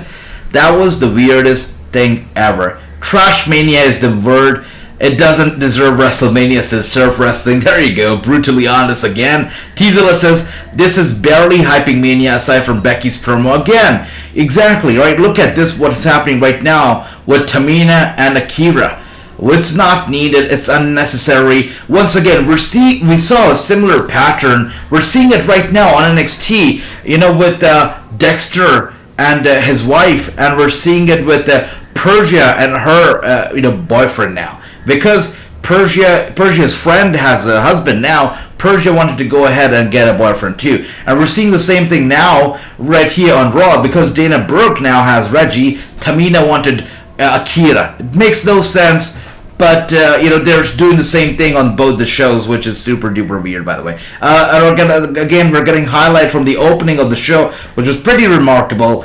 Stone Cold Steve Austin music hits, the Tron hits, and you get Kevin Owens coming out, Stone Cold, and the look of disappointment on the face of the fans, priceless. And Ricky says, speak Bailey, she's at the next game. There you go, next game, that is cool. Ricky, thanks for letting us know. I would like to see Matt Cardona versus Mike Bennett. I would love that too, brother, absolutely would love that. Tamina and Tozawa make me laugh. They're cringe. Very, very cringe. What else do we have here? Let's take a look. Tony says, Tozawa just went full. That's right. He did. He went there. TV14, I'm telling you that. Too Sweet says, this is very, very silly indeed, brother.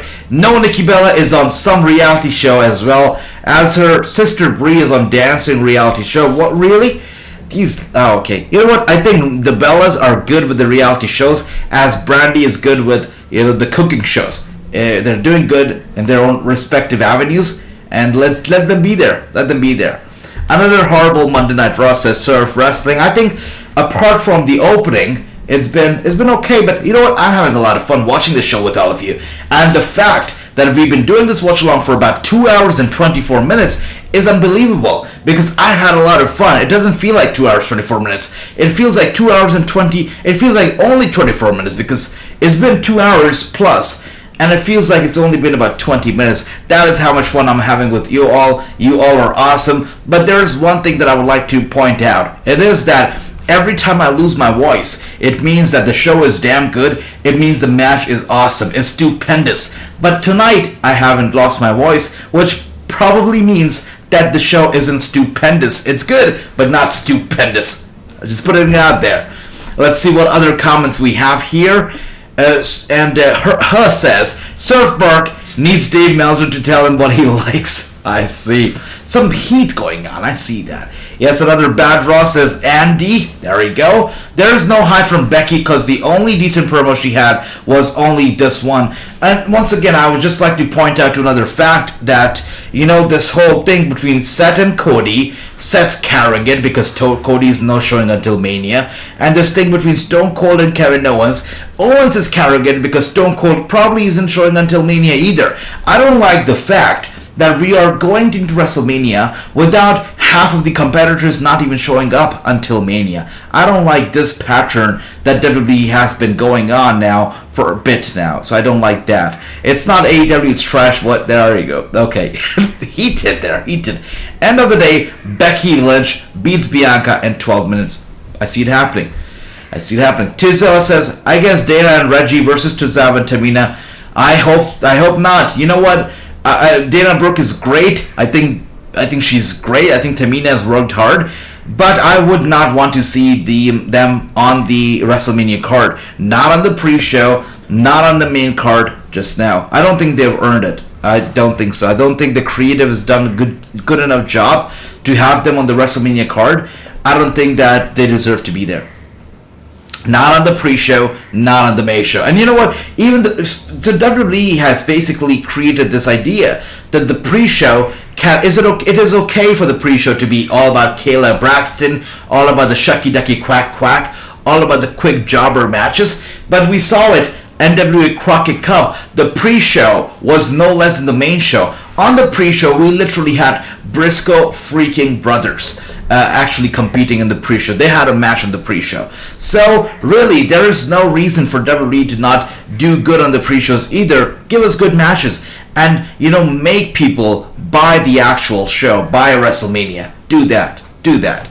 Anyways, moving on. I know that I'm very emotionally driven right now. AJ do an interview with Stone Cold, says, Chris, that'd be a dream. Once again, I'll tell you what, when I had the opportunity to interview Edge, I thought I was seeing a dream. I couldn't tell if it was reality or not. And I was sitting there with Edge, and Edge was literally waiting for me to speak up, and I cut such a promo. I'm like, hey Edge, good to see you, hope you're doing well, it's such a pleasure, all that kind of stuff. And Edge was sitting there flat, right? I mean, blank face. He's looking at me like, what is happening here? And I sit down, I'm waiting for Edge to reply. He doesn't reply, and then I'm like, what the hell? And I see that my mic was on mute.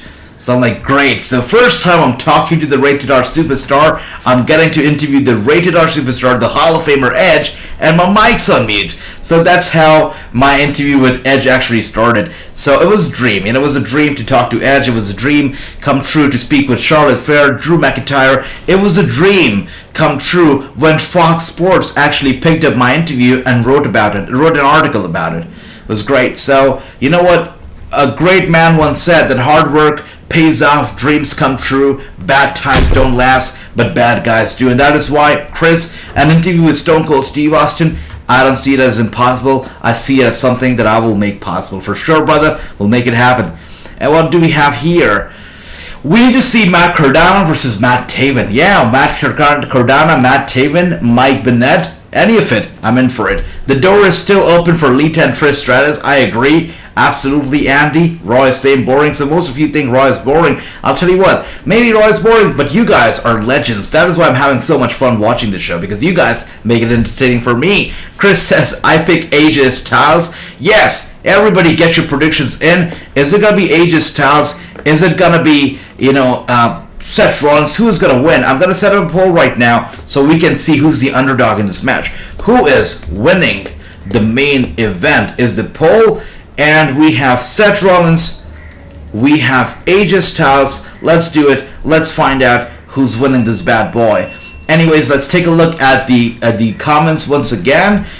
AJ do an interview with Stone Cold, as I said, would love to do it. True says Styles and Rollins gets 30 minutes. That's, True, this is the rule of the WWE. When they say 30 minutes, you should know that there's going to be 3 or 4 commercials at least. 3 or 4 commercials, an elaborate entrance, all that beautiful stuff. So I guess we're going to see about 12 minutes of action. Rest, commercials, entrances, trash talking, all that kind of sweet stuff. So right now we're back from commercial, and we're still seeing AJ Styles music going off, AJ Styles hopping on. We're seeing, come on, this is great. We're seeing some adverts and promo going on for Roman Reigns and Brock Lesnar, who are going to be clashing next Monday on Raw, which obviously they should, since it's the go-home show for WrestleMania. But anyways, we're seeing some more of the time waste going on right now, because we have about 30 minutes to cover, and they want to milk it out some way. And also we're getting some Street Profits BS going on, right? Come on. It's not a 30 minutes match now when they start talking about Street Profits appearance. It's definitely not happening.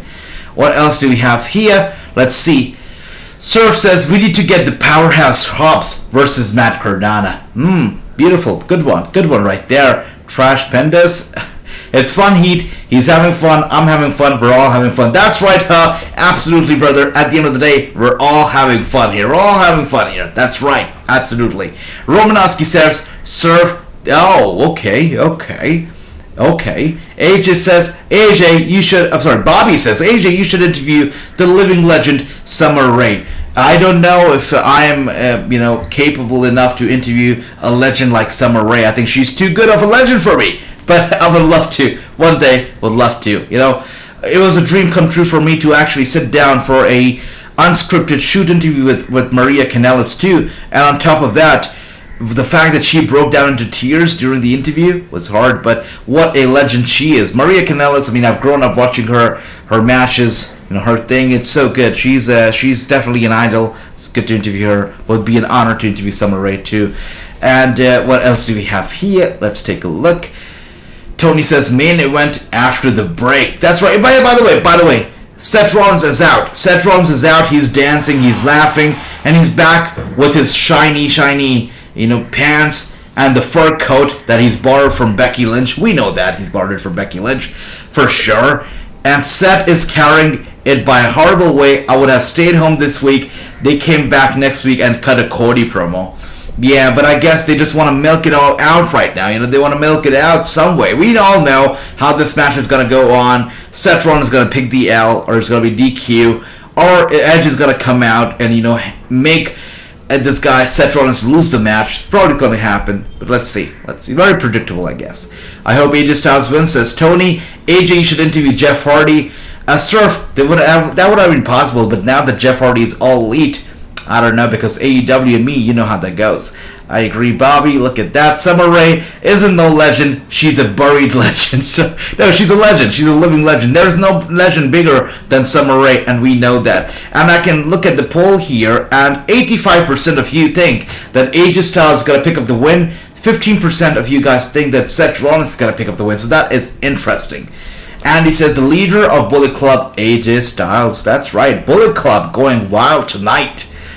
Picking up the wins here. I see it. T-Zilla says, I think you were right. Pre-show should be build stars. If I remember, The Miz won an Intercon. That's right. Absolutely. Yeah, they did. Pre-show should not be all shucky ducky quack quack. It should also be somewhat relevant.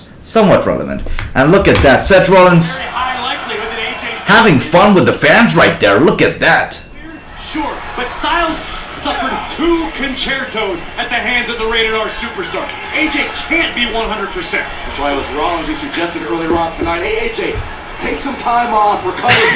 And I can see that Surf Wrestling is going to sleep. He's not happy with the main event. Are you guys happy with the main event that we're getting? AJ Styles versus Seth Rollins? Are you not? Let me know. AJ, I like to see new faces step up against Homicide. For sure. Homicide, the new NWA Junior Heavyweight Champion. Would love to see new faces step up. Homicide is going to put on some great matches. No matter who he faces, it's going to be great. AJ, can you interview Tanahashi or Okada? Would be a dream, brother. Would be a dream. Again, writing these down will eventually make them all happen, brother. Make them all happen. Ricky, she's too much of a mainstream. Yeah, absolutely. Kelly. I'll tell you something about mainstream. There's this lady, Paula Mayfield, right? And we know that she's too much of a big star as well outside of wrestling. She's a 90-Day Fiancé star, 1 million followers or so on Instagram. But, things happen, and, Wrasslinews has earned this repetition on Instagram and now slowly on YouTube too, that people just, they see the name and they want to be a part of it. So I reached out to Paula Mayfield and I said, I want to interview you, and talk about your NWA experience and whatnot. And she said, sure, let's do the interview. And we did the interview on Instagram Live, 1 million followers watching. It was great. So Kelly, I haven't ever had the opportunity to get in touch with her, but would love to do it. And as I say earlier, I want to make all these dreams come true and make all these interviews happen. So believe me, gotta make them happening. And as I said earlier, these upcoming 2 weeks, we're gonna be seeing some very big interviews coming out, really big ones. I still have to record one of them, which is gonna be great. So I can't wait for you guys to see them all happening.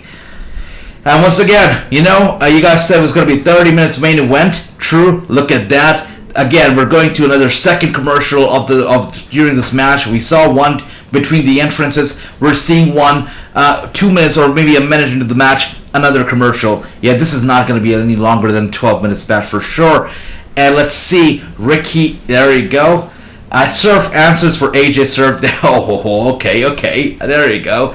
He's wearing Rebecca's pants. I tell you, Andy. I do see it.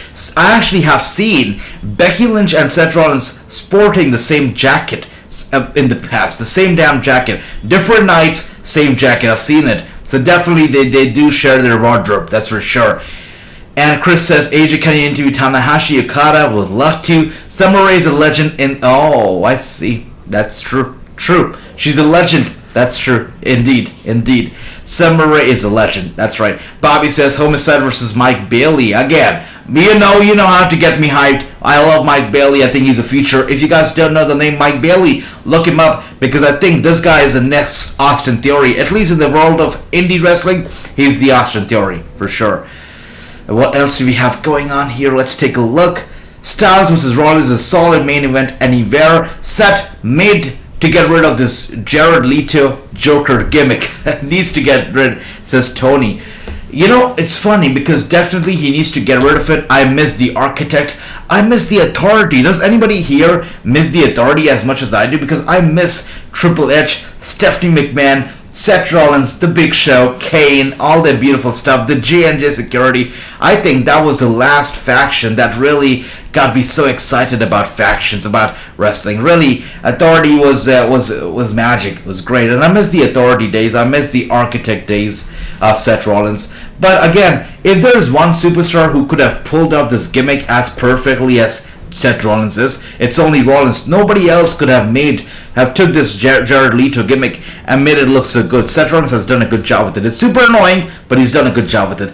NWA World Champion Homicide is my boy, says Andy. Mine as well. So happy for him, right? So happy for him. Samurai is a legend for the nightclubs. For sure, sir, for sure. Kelly, aka Barbie Blank, is a wonderful person. I've heard good things about her. For sure, I've heard some great things about her. And what else do we have here? Red hair and the whole nine. Seth Rollins will have a 5-star match at Mania versus a broomstick. Speaking of broomsticks, do you remember, I believe this was 2011 or 2012, when there was a slow transition in power from Vince to Triple H, and Vince was getting to the Authority position? We actually started off Raw with every single Raw superstar going on a strike, and Triple H said, you know what, I can put on a show myself. I can wrestle a broomstick and make the show good. And he actually got a broomstick and was about to wrestle a broomstick. So that almost happened. We almost got a match between Triple H and a broomstick on Monday Night Raw. We were this close to getting it. Nobody cares about reality love shows, says Surf. Yeah, I guess most of them don't. AJ, you must watch on YouTube a match between Taya and, in a no DQ match. It happened in 2017. Andy, I'm going to write it down. I'm going to look it up. That sounds exciting. Thank you for that. I'm going to write this down for sure. And what else do we have here? Chris says, AJ, remember Throwback Thursday with the Kimberly interview. I remember, Chris. I totally remember that. Yep. Gotta be making it happen. True says, Mike Bailey looks like Miguel. You know what? 1 second, True. Hold up. You know what? That is one reference that I actually had in the back of my head. Every time I saw Mike Bailey, I always thought of Cobra Kai, but I just couldn't understand why. Even now when I was saying Mike Bailey, I was thinking of Cobra Kai, but I just couldn't get into words. I couldn't explain to myself, why do I think of Cobra Kai when I think of Bailey? And you actually, solved this mystery in my head that he does look like Miguel from Cobra Kai. He does. I wonder if he has a Johnny Lawrence in life, but really he looks a lot like Miguel. That is a very good one, True. Very good one. Anybody here a Cobra Kai fan apart from me and True? Let me know if you are, because I am a big Cobra Kai fan. Big one. Big one. By the way, the last season of Cobra Kai, though, not that good. Not that good. AJ, I don't think nobody here watches 90 Day Fiancé. I got it, Surf Wrestling. I got the idea. Sorry about that. That's right. Oh, True with the thumbs down to the Authority. I feel that. That's exactly what Seth Rollins. AJ Styles looking to break the left leg of Seth Rollins. Look at that. Seth Rollins is in pain, crying out in pain, retreating to the corner, struggling to get up to his feet. AJ Styles is taking this easy. Look at that. Styles in control of this match. Once again, he's targeting the left leg of Seth Rollins. Rollins is trying to fight it off with the big strikes to the head of Styles. Styles is dazed. He went in running to the corner. Rollins gets out of the way, and AJ Styles goes head first into the middle turnbuckle, and he goes falling out to the ringside. I think AJ Styles took that bump really hard. The way his head just struck against the middle turnbuckle, AJ Styles should be seeing stars right now. I mean, he has to be seeing stars. He looks dazed. He looks confused. He's struggling to get up to his feet as he remains ringside. The referee counting him out, counting till 8, 9, and he gets into the ring just in the nick of time. Seth Rollins is none too happy. He is going after AJ Styles with those kicks right there. And I'm going to look at the comments once again. Mike Bailey is the next shot. There you go, sir. Brutal. There you go. Clay, I acknowledge you right there. I acknowledge you. Bailey, gotta be coming up soon. Surf Wrestling says, Bailey Gable. There you go. AJ, you need to check out Mandy versus... Okay, I'm going to check it out too. Bobby, thank you for the recommendations. Kelly will always be talked about for sure. Do you remember her ECW debut? Do you remember the time when she made her debut? That was interesting.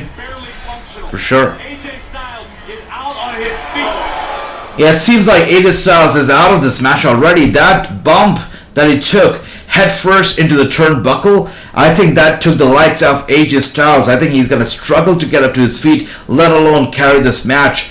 He's struggling. Seth Rollins gets Styles up on the top turnbuckle, suspends him from the... Oh dear, with a big drop kick once again to the head of AJ Styles as he's suspended from the top turnbuckle upside down. AJ Styles must be seeing stars right now, but he still kicks out at 2.95, very close to the 3 count. Seth Rollins not happy at all. Not happy at all. And my dream match is Brandi Lauren accepting Deonna Purrazzo. I would love that, Bobby. And I would have no problem Brandi Lauren actually taking the championship away from Deonna. That would make for a very compelling storyline, a very compelling TV program. Brandi Lauren is amazing. I still don't understand why is she not already picked up by one of the promotions out there. I think she's great. So Brandi Lauren on Impact Wrestling, I think it'll be a great idea. Let's make it happen, Impact. Let's make it happen. Scott D'Amore, if you're watching this right now, hire Brandi Lauren. She's great.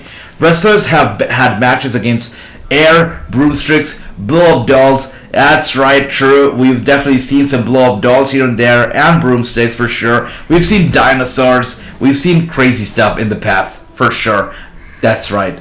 That's right. But on WWE television, that's a rarity, right? And Tizella says, I'm trying to remember those two big guys that spoke another language, and Seth Rollins was their leader. It was a short time. I believe you talk about Authors of Pain. Is that right? That's right. I guess that's what you're talking about. Authors of Pain. Yeah. Didn't last too long. Did not last long at all, sadly. Mike Bailey looks like Mike. Yeah, he looks like Mike Bailey. That's right. AJ needs to put the calf killer on him for sure. But right now, poor guy is seeing stars. As we speak, he's seeing stars. AJ just fell out the ring apron trying to do a forearm, says Jason. That's what I'm saying, Jason. AJ Styles has to be seeing stars. I have a feeling that bump, the head bump into the turnbuckle, was very real, wasn't planned, and he took it really very hard. Harder than he should have.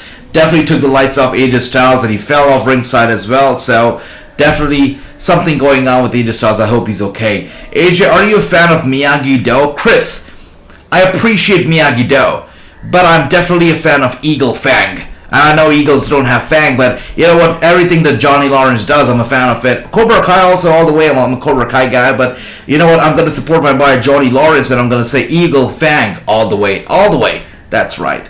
That's right. AJ, did you want to talk to Lita or Paige or everyone else in WWE?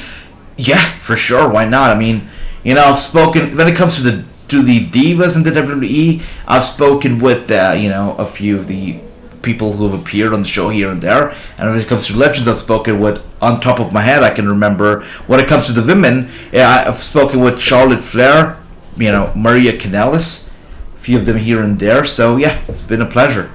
I would love to do more for sure, without a shadow of a doubt.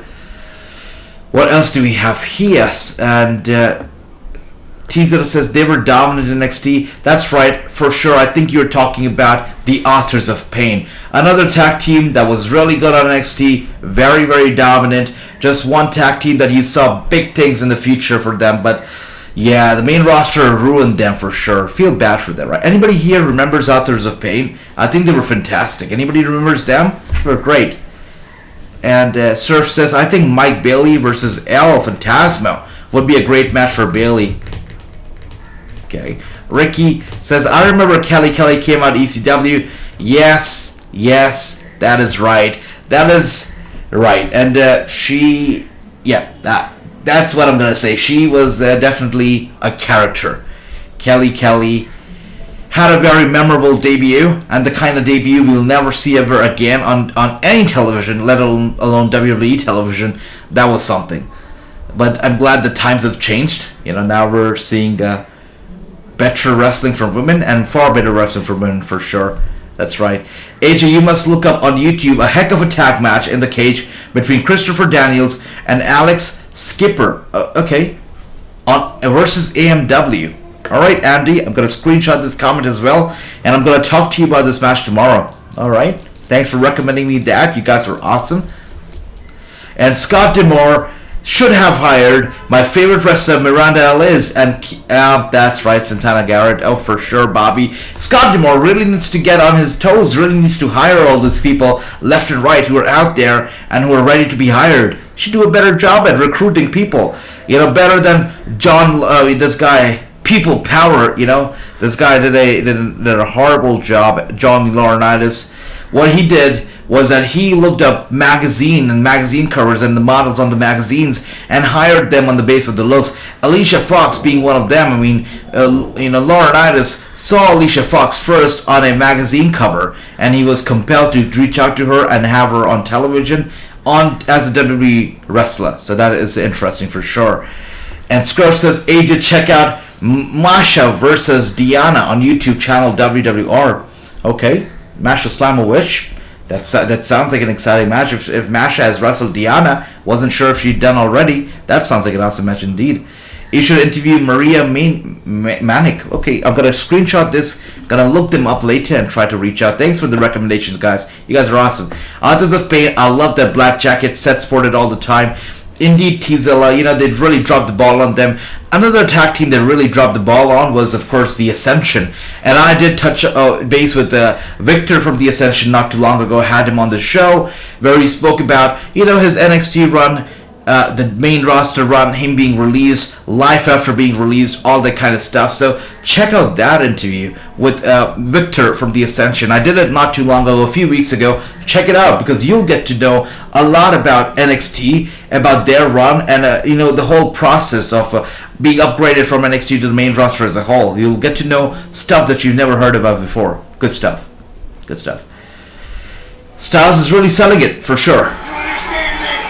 Seth Rollins with a big slap to the face of AJ Styles. AJ Styles seeing stars. He grabs him by the hair, pulls him up to his feet with another big slap to the face of Styles. Styles with a big uppercut. And there you go with those punches to the head of Seth Rollins. Seth Rollins is in big trouble. He shouldn't have ever slapped AJ Styles because a slap to the face is bigger than a punch to the gut. It's a bigger deal. And Styles is not going to sit down and take that insult. He's going to go big with those elbow strikes, with those punches, with the kicks.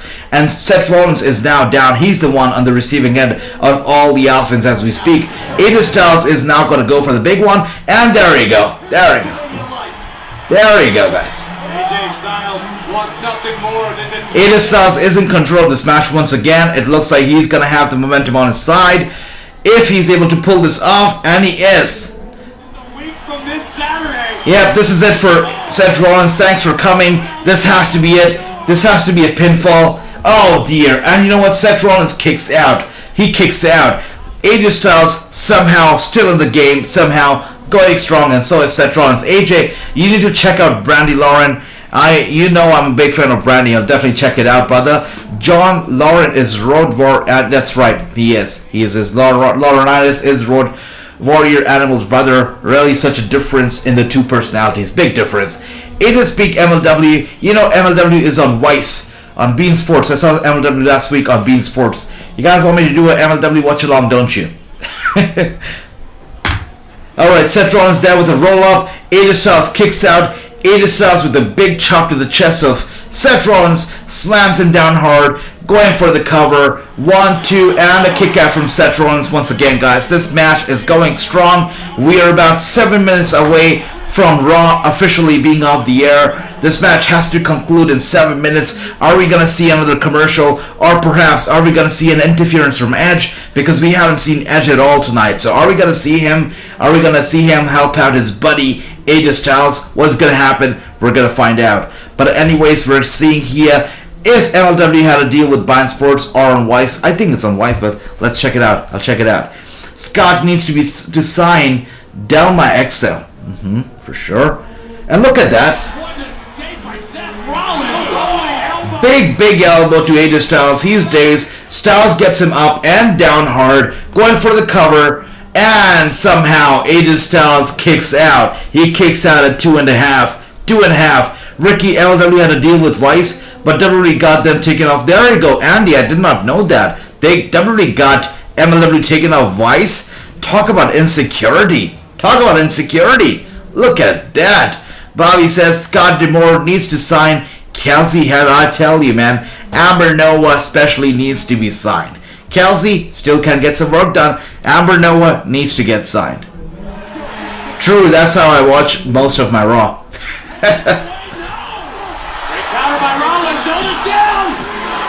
Roll up from AJ. Another roll up from Rollins to AJ. And Rollins gets AJ Styles up. AJ has to reverse this bad boy, otherwise it's not going to be good news for him. And he's not able to. Wait, he is able to. Wait a second. Changing plans with a big suplex to Rollins into the turnbuckle. Seth Rollins eats that suplex. His back eats it the most. AJ's down. Seth Rollins is down. Both of them breathing heavily. Both of them exhausted. They're down and they're out. Wow. Anything can happen, guys. Last 5 minutes of this show. And we're still going strong. The main event is going strong. Both of them, neither of them looking to give up. AJ Styles just suplex Seth Rollins into the turnbuckle. Back first. Seth is down. AJ in control. Let's see how this all goes down. That was weird. I saw MLW and Beansport last Sunday. Maybe a recap. I'm not too sure, Ricky. Let's see. And Surf says, AJ, you should interview Kennedy Copeland. She's the next Liv Morgan, in my opinion. I'm gonna look it up. Surf, thank you for that recommendation. As I say, you guys recommended me all these stuff. I always screenshot them and I look them up and I will reach out to them for sure. Thank you for that. If you guys haven't checked out my recent interview with Mike Verna, you know, a regular on AEW, he's a pretty good guy, awesome guy, also known very well for his Philadelphia cheese commercial. Look him up. Look up the interview with Mike Verna. What a great guy he is. Fantastic guy indeed. That is right. This is Nail Bitter. That's right. Thinking superplex, but Rollins was going to go for the suplex on AJ Styles, but AJ Styles able to get him off the turnbuckle. Rollins goes back up. Never mind. He's going to go for the superplex. AJ Styles gets out of the way, gets Rollins down, and is looking for the big move right there. The torture rack is applied in the middle of the ring. Wow. cover 1, 2, 3. Wow. No way. Seth Rollins still in the game. Even after all of that, he is still in the damn game. Look at that. Look at that. Crazy. You should check out Masha Slamovich versus Deonna Purrazzo. I will look it up on Surf. Really got to look it up. Thank you for that. Scott D'Amore should sign Danielle. Alright, Danielle Kamela. Okay. T Zilla says, The Ascension, I did love their theme music for sure. You know what? Ascension, they were great. Kind of feel bad that they got released the way they got released. I'm not too sure what they're up to now. At last I heard of them, but they were doing some stuff with NFTs. So let's see. But essentially, we're definitely a great tag team. I hope we see them more again in wrestling. I know they've been away from wrestling ever since they got released from the WWE. But let's see what they do. AJ Styles was going to go for the flying forearm, but Seth Rollins gets his leg up with a big super kick to Rollins. Gets AJ Styles up. Buckle bomb to the turnbuckles right there to AJ Styles. Seth Rollins is looking to fly, climbs the top turnbuckle as AJ Styles lying on the mat. This cannot be it. Oh, somehow AJ Styles uses his pure strength to get his legs up just in time for the Seth Rollins, dive. He was flying down from the top turnbuckle. AJ Styles gets his legs up into the gut of Seth Rollins. Seth Rollins is down. AJ Styles, he's using all of his strength that's left in him to get to the apron, looking for the flying forearm once again. But Seth Rollins. Oh! And True called it. I think it was True who called it. He said that Edge was gonna let AJ Styles win. And True, I guess you were the one who called it, or whoever called it, you were right. Because Edge really lets, AJ Styles pick up the win. He attacks AJ Styles with that steel chair to the back, which means AJ Styles wins the match via DQ. Seth Rollins cannot believe it, but it is what has happened. It's happened, and Edge has helped AJ Styles win the match via disqualification, which means that Seth Rollins is off WrestleMania, and AJ Styles versus Edge is still a thing, and it is still happening at WrestleMania. Still very much happening at WrestleMania. Look at that. Seth cannot believe it. He cannot believe what just happened. He cannot believe it. Man. WrestleMania is over for Seth freaking.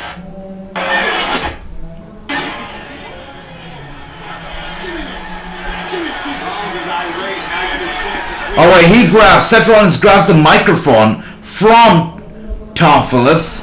He's climbing the commentator's desk. He's super angry. He wants to go to WrestleMania, but somehow he's not able to. He says this is bull, and you know what? The latter part got edited out. Next week, Monday Night Raw will not happen unless I get what I deserve, unless I get my WrestleMania moment. Seth Rollins is furious. He says next week, Monday Night Raw is cancelled. Unless I get my WrestleMania moment, I get my match, Raw will not happen. Not on Seth Rollins' watch. It's not going to happen. He's angry. He's furious. He's gone to a whole nother level of rage. He's kicking over the barricade. Wow, he's super duper duper angry, guys. Super duper angry. Ripping off the barricades as we speak. Look at that. He cannot take it. Really needs some anger management class right there, guys. Tossing over the commentator's desk. He's destroying the Raw stage. Look at that. Going after the toe. Wow. He rips off the LED. Wow. The LED panel of the ring post also ripped off. Seth Rollins is furious. That's all, folks. That's right, Tony. That's all. Two Sweet Pistol Pete says, I like this angry Seth. And this is the angry Seth we're going to be getting next week because he is looking to cancel Monday Night Raw unless he gets his WrestleMania moment, his WrestleMania match, which could be very much dashing. That's right. Those barricades are trash. Rollins barely kicked them and they fell. That's right, true. I saw that too. I'm like, wow, that's not a very good look. They're trashy. That's right. Next Monday, Cody will appear, says Tony. Make Seth Rollins' dream come true. It could be happening. Let's see if it does. Super Saiyan set. I like Teasel. I like that. Super Saiyan. He went into a whole nother zone, the Super Saiyan zone. I liked it too. This is the kind of Rollins we need to see. Not the happy-go-lucky, not the always laughing, not the Jared Leto. We want to see Super Saiyan Seth Rollins. Let's have more of this guy. But let's see, let's rate the show. Let's rate this episode of Raw because I had a lot of fun. I had a lot of fun doing the watch along, talking to you guys as I always do. But I'm gonna rate it a, let's see, the opening was good, the middle was kind of flat, the Becky Lynch promo was good, the ending was good. I'm gonna rate it a 7 out of 10. Being generous here, I'm gonna rate it a 7. Let's take a look at the other ratings here that you guys have sent us through. Those barricades are tried, that's right. We see Gary says that's a part of show. That was Kevin Owens promo. 6 out of 10. That's right. I can't wait to see Seth come out next week to try and cancel Brock Roman. Oh wow, that's gonna be interesting. I rate Raw a 7. Chris, I like that. Bobby gives it a 1 out of 10. I love that, Bobby. Very, very critical here. I love that. Andy, thank you so much for tuning in. You're the best. I'm gonna be here tomorrow for NXT 2.0. I'm gonna be seeing you there. Dale gives it a 2 out of 10. Dale, I love that, man. I love that rating too. Very critical, which we should be, because we're 2 weeks away from Mania. We should be critical because we deserve better shows for sure. This one was average, but hopefully the go home show will be better, and we're gonna be here for the go home show. It's gonna be explosive. Hopefully it's gonna be great. But tomorrow I'll be here for NXT 2.0. We're gonna be tuning in. Let's find out how good it is going to be, because Robert Roode is going to be in action, Brock Breaker is going to be in action. Let's see if NXT 2.0 turns out to be a better show than Monday Night Raw. Too Sweet Pistol Pete gives it a 6.5, 6.5 from her,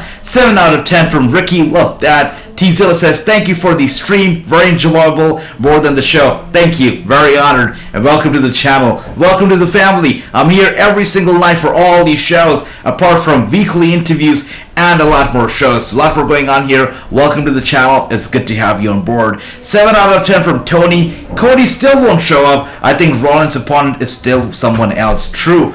Let's see. Let's find out. If this was an AEW show, these were bringing the heat. I love that. 5.5. Guys, all in all, have a lot of fun doing this watch along. 3 hours flew by. I mean, it was literally 3 hours. Didn't feel like 3 minutes to me. I had a lot of fun. 5.5, love that. Overall, I believe the average rating for tonight's Raw is a 5. is a 5. Some of us give it a 7, some of us give it a 1 and a 2. So overall, it's a 5 out of 10. An average show, or basically a below average show mostly. So, maybe, hopefully, the go-home show will be better, as it should be, but we'll find out next week. Until then, thank you so much for tuning in. I hope you all enjoyed this watch-along. Tomorrow, I'll be here for NXT 2.0. The Bailey picture, by the way, is got to be there as well. By the way, thank you once again, guys, for tuning in. Had a lot of pleasure, had a lot of fun. I'll be here for NXT 2.0 tomorrow, and I'm going to be seeing all of you tomorrow for the watch-along. Have a good night, take care, and I'll see you